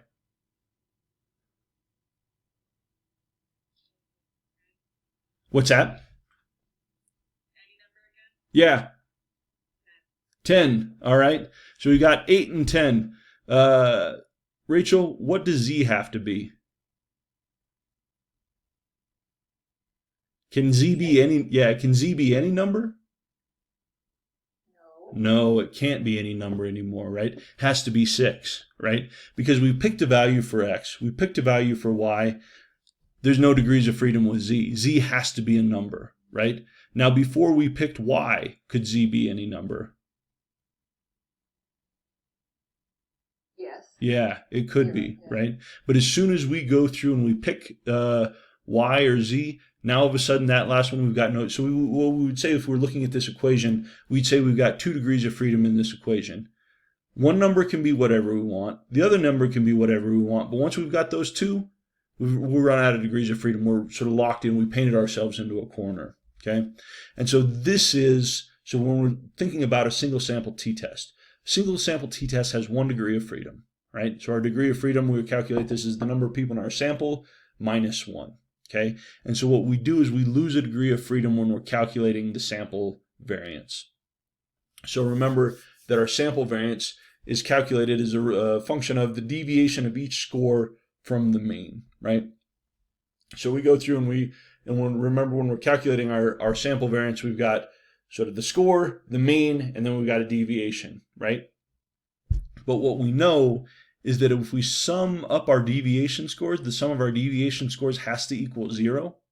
So the last value in that string is fixed, right? If we've got a sample of 30 people, right, and I've calculated deviation scores for all 29, By the time I hit to that last one, is that person free to vary? Nope. It's got to be whatever number brings that sum to 0. And so because of this, because we only have one estimate of variance in our when we're calculating our single sample t-test, we'd say that a single sample t-test has n minus 1 degrees of freedom. Okay. So again, when we're talking about degrees of freedom, just thinking about this as sort of the number of or the number of values in our calculation that are free to be whatever they want to be, right? Theoretically, it could be whatever. And so it could be whatever until we get down to that last person. And when we get down to that last person, because the sum of our deviation scores has to be 0, that last one isn't fixed. It's determined by everything that we've done before that, right? So we'd say we've got n minus 1 degrees of freedom for our t-distribution. Okay. So just, yeah, go ahead, Natalie. And I may have missed this, you may have said it, but so when we were looking at the t-test table, we said as like degrees of freedom increases, or the sample size increases, degrees of freedom increases. I'm sorry, say that one more time. When we're talking about like the t-table, we said that like as sample size increases, degrees of freedom increases. Yep. Could you explain a little bit more how that connects to this? Yeah. I think I'm a little bit lost. Yep. So for a single sample t-test, right, I calculate my degrees of freedom for my test as the number of people in my sample minus 1. Okay. So as my sample increases, I just subtract 1 from the sample, right? And so if we take a look at this, right? So if I have 1 degree of freedom and I'm working with a single sample t-test, how many people do I have in my sample? 2. Yeah, right. And if I have 100, how many people do I have in my sample? 99. Well, if I have 100 degrees of freedom, how many people do I have in my sample?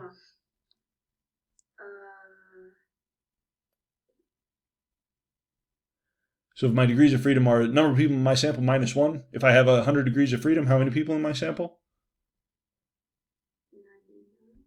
I think I'm Sort it around. So this column is degrees of freedom. And so if I've got 100 degrees of freedom with a single sample test, how many people in my sample? I'm sorry. Someone help her out?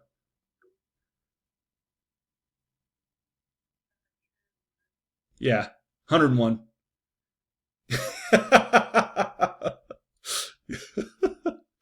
That's all right. That's all right. So if I got 101 people in my sample, I've got 100 degrees of freedom for that test, right? And so we know that, and so for different tests, the calculation of degrees of freedom will be a little bit different. But for single samples t-test, we're just taking the sample, subtracting 1, and so there's a direct relation between sort of our degrees of freedom and our sample size. So for t-test, if you see a large degree of freedom, you know, and this is where you can start to do some investigatory work, okay? Because sometimes what will happen is I'll be reading a paper, right? And people are reporting different t-tests, which should be from the same sample, but the degrees of freedom are jumping around. What that tells me is they're adding or losing people from their sample with each one of those tests, because I know the degrees of freedom for that test are the function of the sample size plus whatever, right? And so you sort of, if you know that, it starts to give you additional information about what's going on in the background there. Can I ask you a question? Yeah. What does the capital M stand for again? The capital N? Yes. This is just number of people in my sample. So when you look at the test statistic formula, it's the number, the M, like. Oh, M, that's mean. Yeah. That's the mean value. Mean value. The funny looking U is population mean? Exactly. Perfect. Okay. Yep. I got confused because I was like, I've been looking it up. I was like, M is mean, but it can't. Okay. Yep. Sorry. Yep. And so, I'm sorry. nope. Sorry. Just to differentiate the population parameter versus our sample statistic. Okay. Okay. I understand. Okay. Cool. Let's take a break. Let's come back 4:25. We'll jump into an example of how we would use our single sample T to run through and do some stuff here. Okay. Awesome.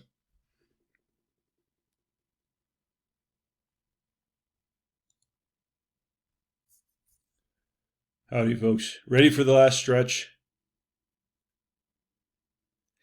The enthusiasm is over what? Oh, all right. We just got a close up. You were so far away before, and now you're so close up. It's a dramatic change. All right, cool. We'll jump into sort of this last section here. Any questions before on stuff that we've gone over up to this point?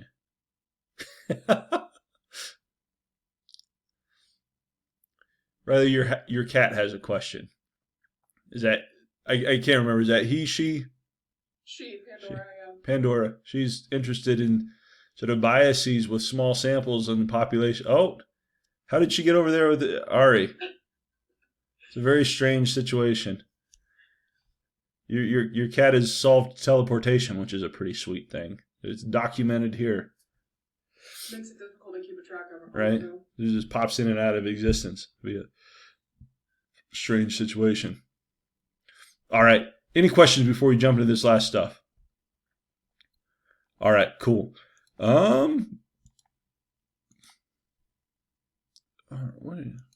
There we go. Okay. Oh, no, that's not.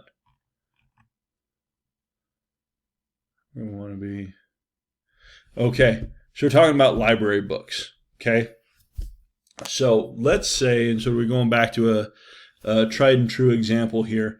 We've got a librarian at a local library claims that on average books in the library are 20 years old. The test is claim. Student randomly selects 20 books and records a publication date for each.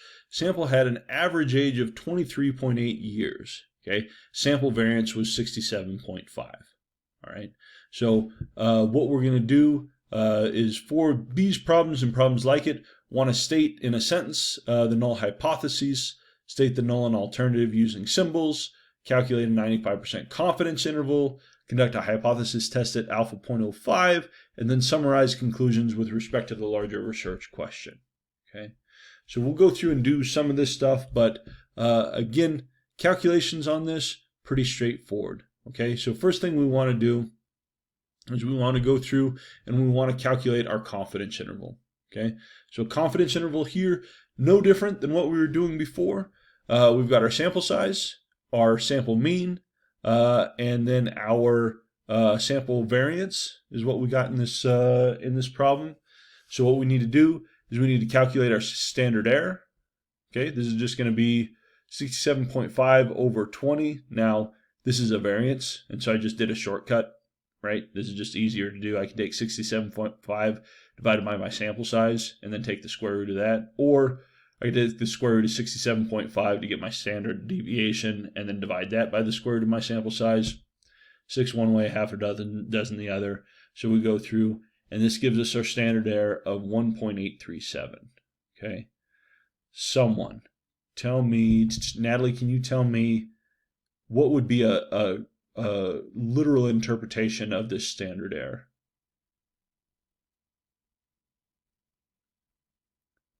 Or what does standard error mean conceptually? The amount of variation accounted for by the sample. Not quite. That's kind of like an R. That would be kind of like an R squared, but it does have to do with variability. Can someone help Natalie out? What are we talking about?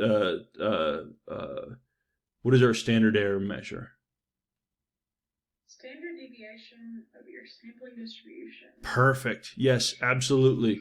Okay. And Brittany said, what does that mean if, so I randomly pulled all samples of size 20 from the library with replication, about how much would I expect the mean of those samples to jump around across replications?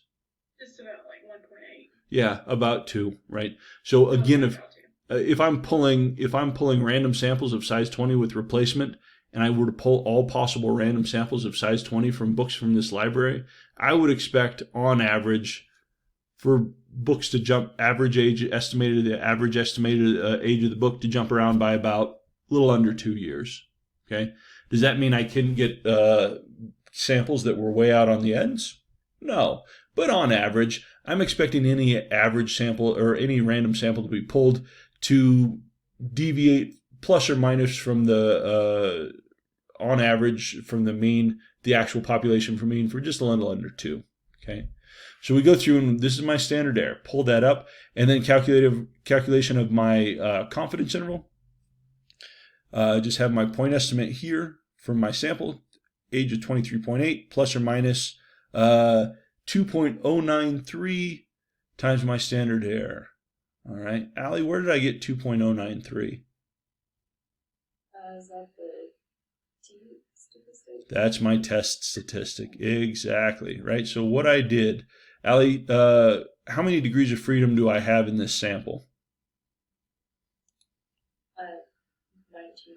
19 degrees of freedom. So if I go to my t-test table and I look at, for a two-tailed test at alpha 0.05, I go to 19 degrees of freedom and find my critical value 29.03. Okay. How do you know it's you probably said this, but how do you know it's 0.05? Is it because it's 95%? Yeah, most things will be sort of alpha 0.05, right? Okay. And so it's just a 0.05 sort of two-tailed tests, right? If we deviate from that, I'll make sure that you know about it. Okay. So we've got our critical value here for 19 degrees of freedom, 2.093. So we take our critical value times our standard error. So to get that, and so what do we call this when I multiply my critical value times my standard error? What does that give me? Margin of error? Perfect, Riley. It's my margin of error, right? And so I've got 23.8 years plus or minus my margin of error gives me my confidence bound. And Riley, can you give me an interpretation of my confidence interval here?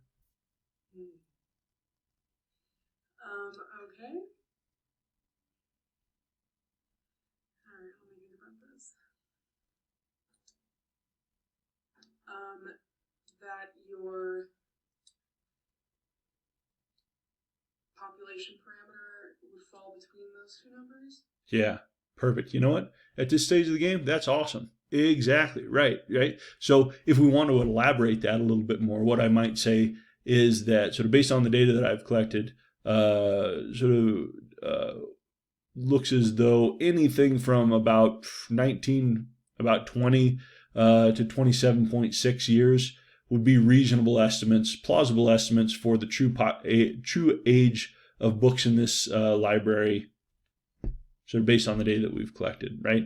Not to say anything that below 19.96 or above 27.64 is impossible, but it would be implausible given the data that we've found. Supported values for the true average age of books in the library falling somewhere between, again, about 20 and 27.6. Okay. Or we could say sort of margin of error is a point estimate of 23.8 plus or minus margin of error, right? Different ways to go through and talk about this, all right? So here's our confidence bound. And so at this point, Rachel, we have not conducted our test statistic yet. Do I need to conduct my test statistic to answer sort of my questions?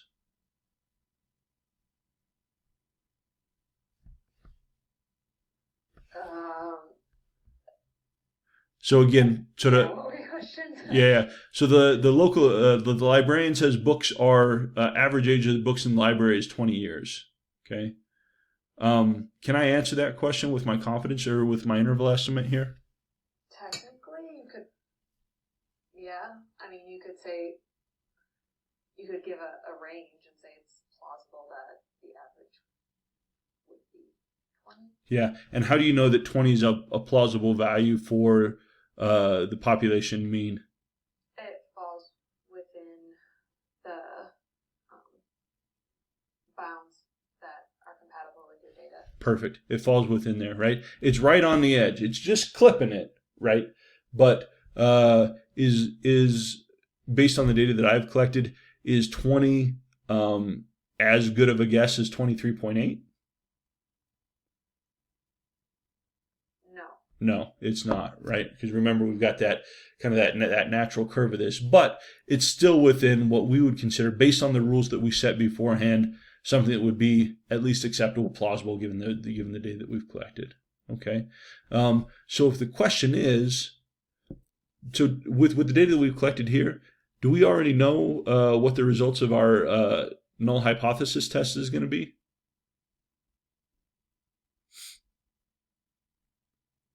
Is our t-test going to give us anything that we haven't already gotten from that interval estimate? I don't think so. No, it's not. We're going to get a p-value, right? And we can do some stuff with that p-value, right?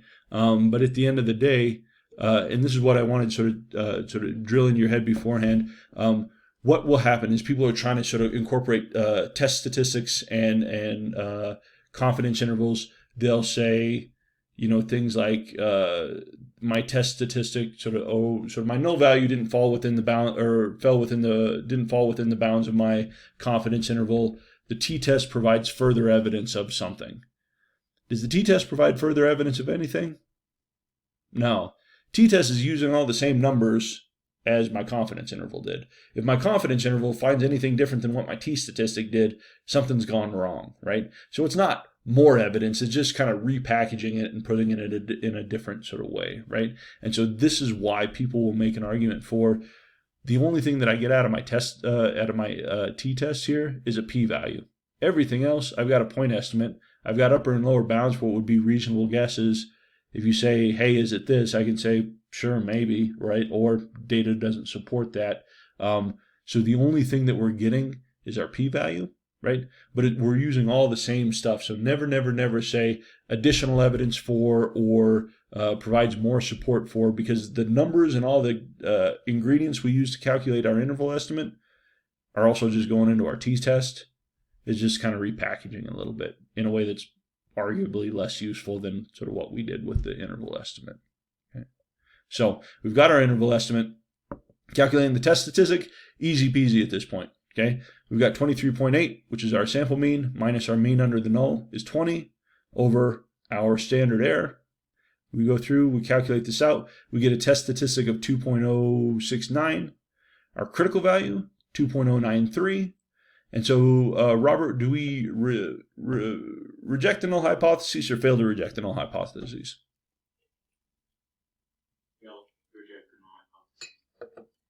Fail to reject the null, right? And if I go through and calculate a p-value, now what you'll find with your z-test, it had individual p-values. For here, we don't have, so you can't find individual p-values. You can use your table to find test criterion critical values. But if I go to my p-value calculator here, and I say my test statistic is 2.069. Oops. With how many degrees of freedom? 19 degrees of freedom. Get a p-value 0.052. Can I ask you another question? Yeah. Can you remind me, and I should know this, I fully accept that. Can you remind me, like Robert or you, Josh, of why we failed to reject the null hypothesis? Just like a reminder. Okay, yeah, Robert, why did we fail to reject the null here? Because the value is above 0.05. Thank you. Yeah. Thank you. So our p-value is above 0.05, and what we're saying is my test statistic, my critical value here, again, Brittany, if I'm drawing that curve out, right, like you did on this last assignment, my critical value, with that, it was 1.96. We sort of did that. Now, because we're using a t-test, it stretches it out because I've got a small sample here, right? And so I set my marker at 2.093. I came at 2.069. So my test statistic is still within the body of that curve. It's not outside, and so we would fail to reject the null. Okay. Does that help? Yeah, it does. Okay. I just couldn't remember the number of like what P was supposed to be to fail or accept. So thanks, Robert. Okay. But again, what I'm going to say, don't focus on this. So this is the least of your concerns. When we're going through, what we want to be focusing on is this interval estimate, right? We know that if the null value falls within that interval estimate, then my p-value is going to be greater than 0.05. If it's not in that interval, in that sort of bounds, it's going to be less than 0.05. So we're going to do some stuff to try and make p a little more meaningful. But for your interpretations, what I would encourage you to do is start with interpreting your confidence interval. And once you've gone through and interpreted your confidence interval, there's really not much else to say about that p-value. I mean, you can report it. You should report it because it's important to report this stuff, but there's really not any additional information really with that stuff. Okay. So people see where we got our numbers from here? All right. So if we're going to go through and sort of look at answers. So first one, in words, state the null hypothesis being tested. So here, the null hypothesis is the mean age of the population of books contained in the local library is 20 years. Right? That's my null. Notice that I'm talking about this in terms of population, right? Because our hypotheses are always about our populations, not about our samples, right? If I said the sample of books the sample of books has an average age of 20, I don't need to do calculations. I can just say, is that number 20? Nope, it's not 20. I'm good, right? We don't care about the sample, though. What we want to do is we're trying to infer something about the population based on the sample that we've collected. So we say the mean age of the population of books in the local library is 20 years. Using our statistical notation, we would say the mean age is equal to 20. Our alternative, because we is non-directional, mean age is not equal to 20. Confidence bound, my critical value for my t, my actual test statistic here, p-value, and then what we want to do is tie all this together into something that gives some sort of meaningful interpretation of the stuff that we've calculated, in addition to addressing the main question of interest, right? And again, what I want to sort of really emphasize, we don't, like, I don't want you to just calculate numbers just to calculate numbers, because I think I want you to do math, and that seems like a fun thing for you. What we want to do anytime we're calculating these is to try and sort of draw some sort of conclusion based on the data. So again, this is just an example to give you kind of a sort of what wording might look like. Here we say average age of books sampled for this study was 23.8 years, with population estimates ranging from 20 to 27 identified as compatible with the data. Okay, so you notice here, I didn't talk about 95% confidence or anything like that. I'm just saying that based on the data, anything from 20 to about 27 is going to be compatible with the data that we've found. It's important to note that the precision of these estimates, a margin of error about plus or minus 3 years, interval range 7.7 years from the lowest to the highest, is limited by the small number of books in the sample, right? I'm saying, sort of this is the age plus or minus about 4 years, sort of trying to give you some information on sort of how precise my estimate is here, okay? We say, while the upper limit of the interval supports estimates that exceed the library's guess by more than 7.5 years, estimates near 20 remain plausible given the current data. As a consequence, results are generally inconclusive regarding the extent to which books in the library are close to the expected value of 20. And then notice here all my test statistics, my p-values, we just kind of put that here at the end. Okay. So what I'm doing here is talking about, I'm saying, okay, the question is the average, do we have evidence that the average age of books in this library are about 20 years? Like, well, seems reasonable, right? Based on the data that we've collected, we're saying that it could be anything from about 20 to 27, right? Not a super precise estimate given our small sample. We only got 20 people, right? Now, at the upper end, we're saying the librarians underestimated the age by about 7.5 years, but at the low end, 20 could be, right? So at the end of the day, I'm saying that results are inconclusive regarding the extent to which books are close to sort of 20 or not. I mean, it's possible, right? So again, trying to pull all this together in a way that conveys more information than just saying we failed to reject the null hypotheses, or there is no effect, or there's no difference, or p is greater equal to 0.052, and therefore we can say with 100% certainty that it's not different than 20, right? Because that's what will sometimes happen, right? Because we've got p equals 0.052, and someone will say, we reject the null hypothesis and find no difference, and find no evidence that it's different than 20. Well, that's not exactly right. I mean, 20 is kind of on the low end of the, just kind of hanging on the bottom end of the estimate, right? So it could be 20. It's not an unsupported value, probably not likely, right? I probably wouldn't bet on it, right? Natalie, as my sample size increases, if I were to get a sample of not 20 books, but let's say 100 books, what's going to happen to my interval estimate in terms of the width?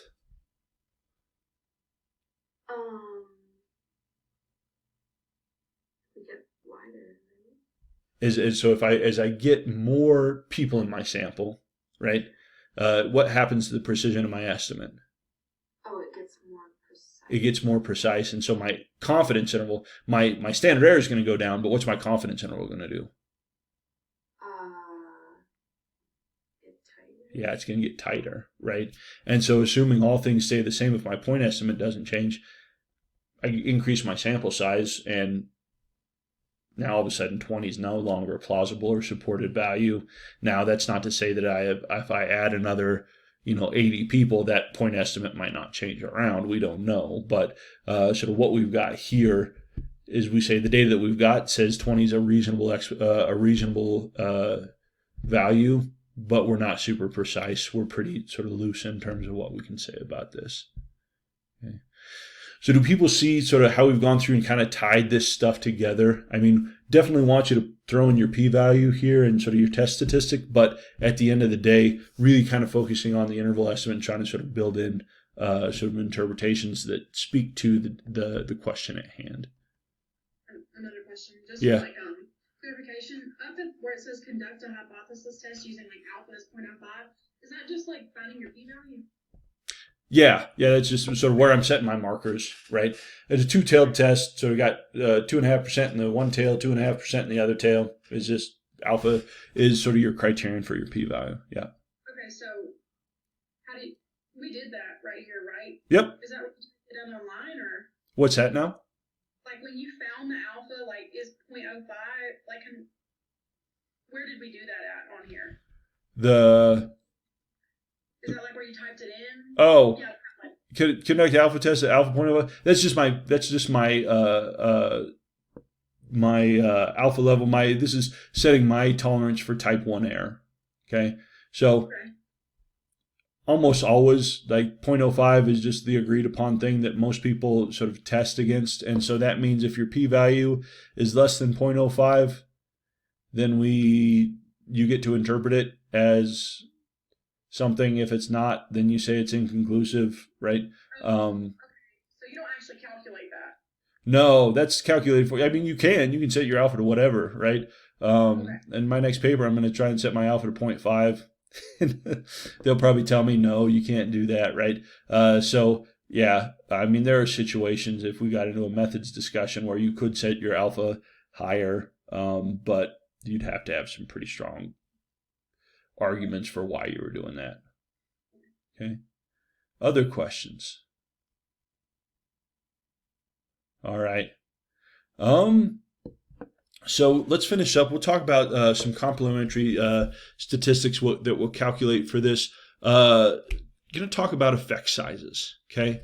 When we're talking about an effect size, your effect size is going to be an estimate of the absolute magnitude of an effect in the population, independent of the sample size. Okay. So our hypothesis test we can interpret this as evidence against the null hypotheses.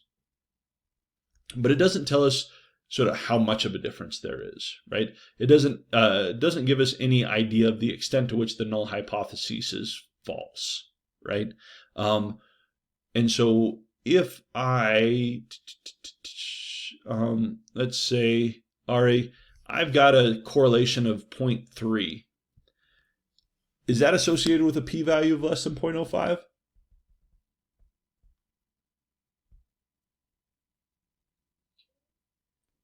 No? maybe not, right? It kind of depends, right? It depends on what my sample size is, right?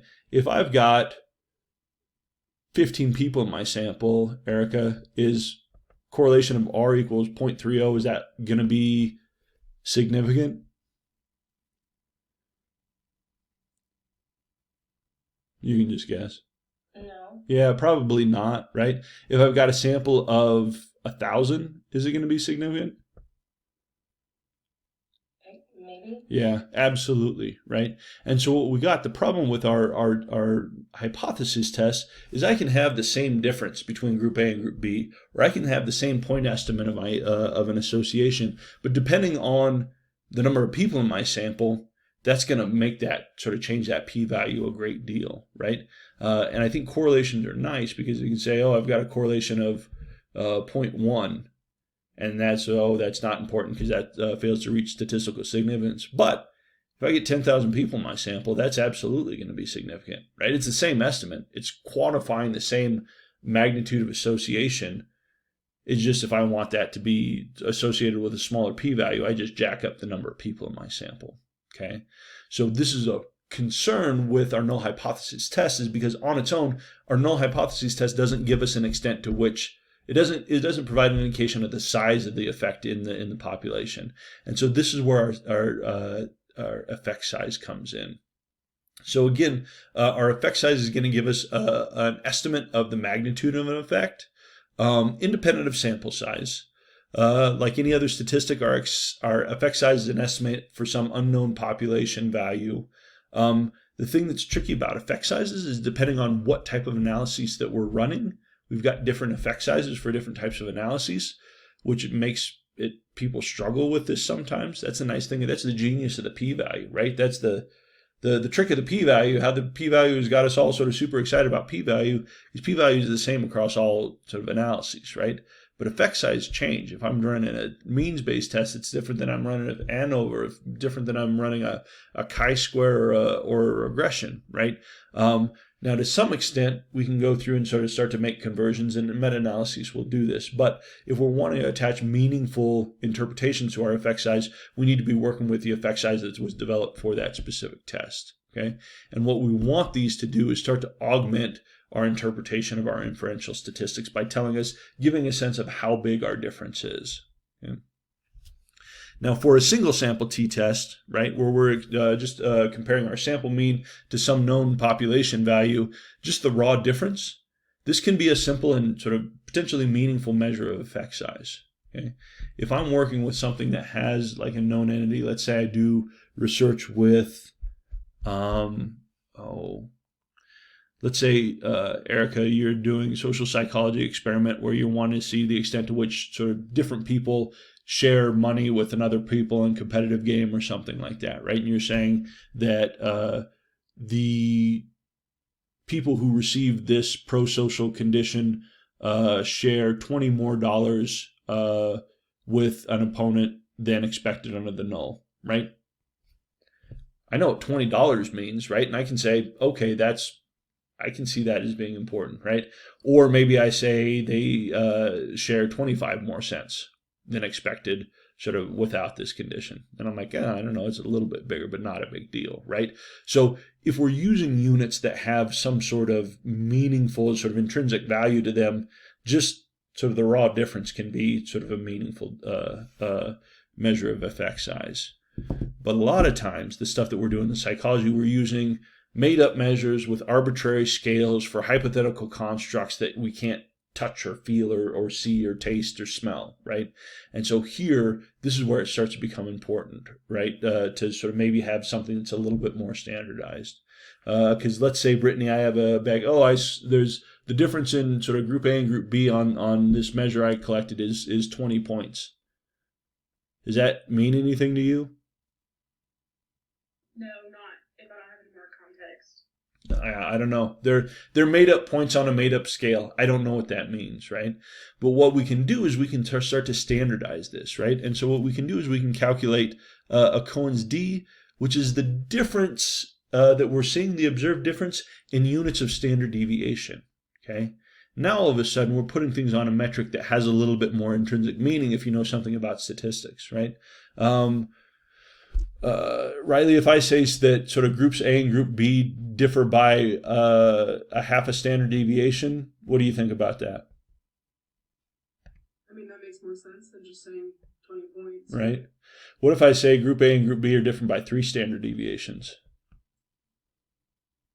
Yeah, I mean, they're pretty different. Then that's huge, right? So what it does is it starts, given that we know, again, thinking about our normal curve, right? Know what a sort of about a standard deviation unit means. We can start to sort of apply something that even if we're using arbitrary metrics, Cohen's d will help us try and get sort of a gauge for sort of how big is this effect that we're seeing. Okay, so to calculate Cohen's d, we just take our mean value minus our whatever value is expected under the null and divide it by the sample standard deviation. That'll give us a Cohen's d, right? You can also calculate Cohen's d or approximate Cohen's d by taking your sample statistic, your t-test, and divide it by the square root of n. Don't do this for the stuff that you're doing, because this is you don't need to use this. You've already got the means, you got the standard deviations, you can just calculate it directly. But if you're looking at someone else's research and they haven't provided you an effect size, but they provide the test statistic, you can go through and calculate an effect size on your own as long as you know the test statistic and the sample size. Okay, so for your stuff, use this, but this is an approximation that you can get. Okay?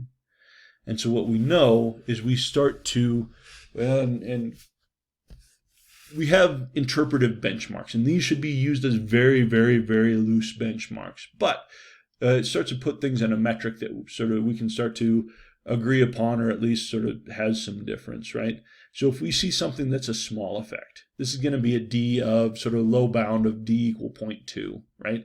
So I would say this is suggesting about 2/10 of a standard deviation difference between what I've observed and what I see under the null, or what I expect under the null. This is all from Cohen.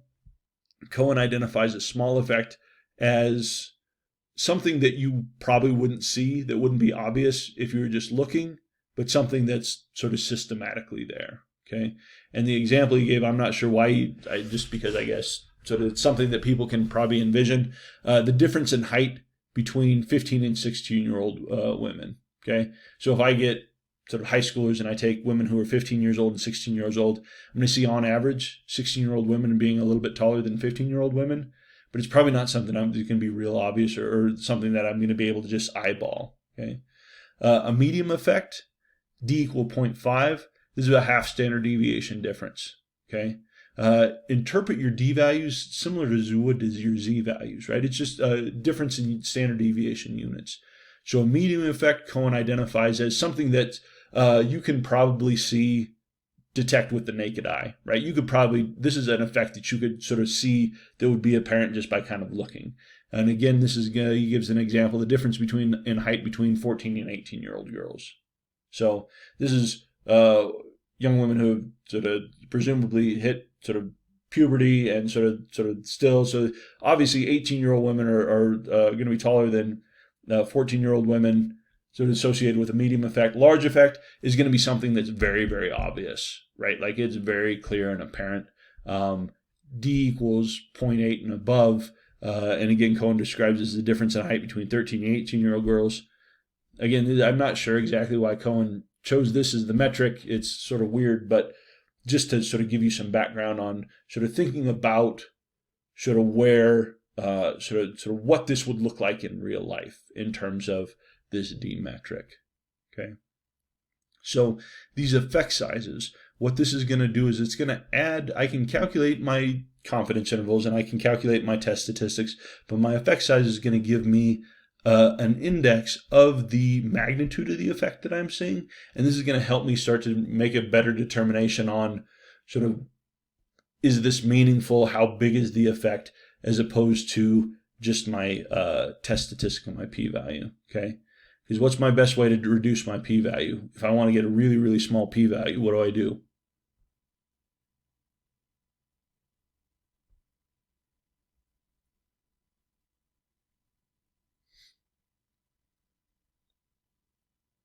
If I want to drive down that p-value,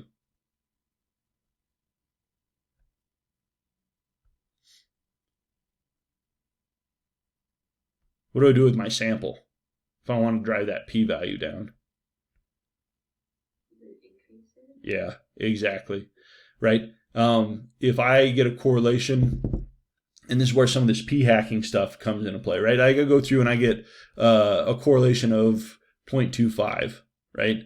And I had planned to get 50 people, and my correlation of 0.25 isn't associated with a p-value less than 0.05. How can I make that? Assuming that sort of that's a stable estimate, I just get 100 people, right? Or 200 people. I just keep collecting people until that p-value gets down to where I want it, and then I'm good to go, right?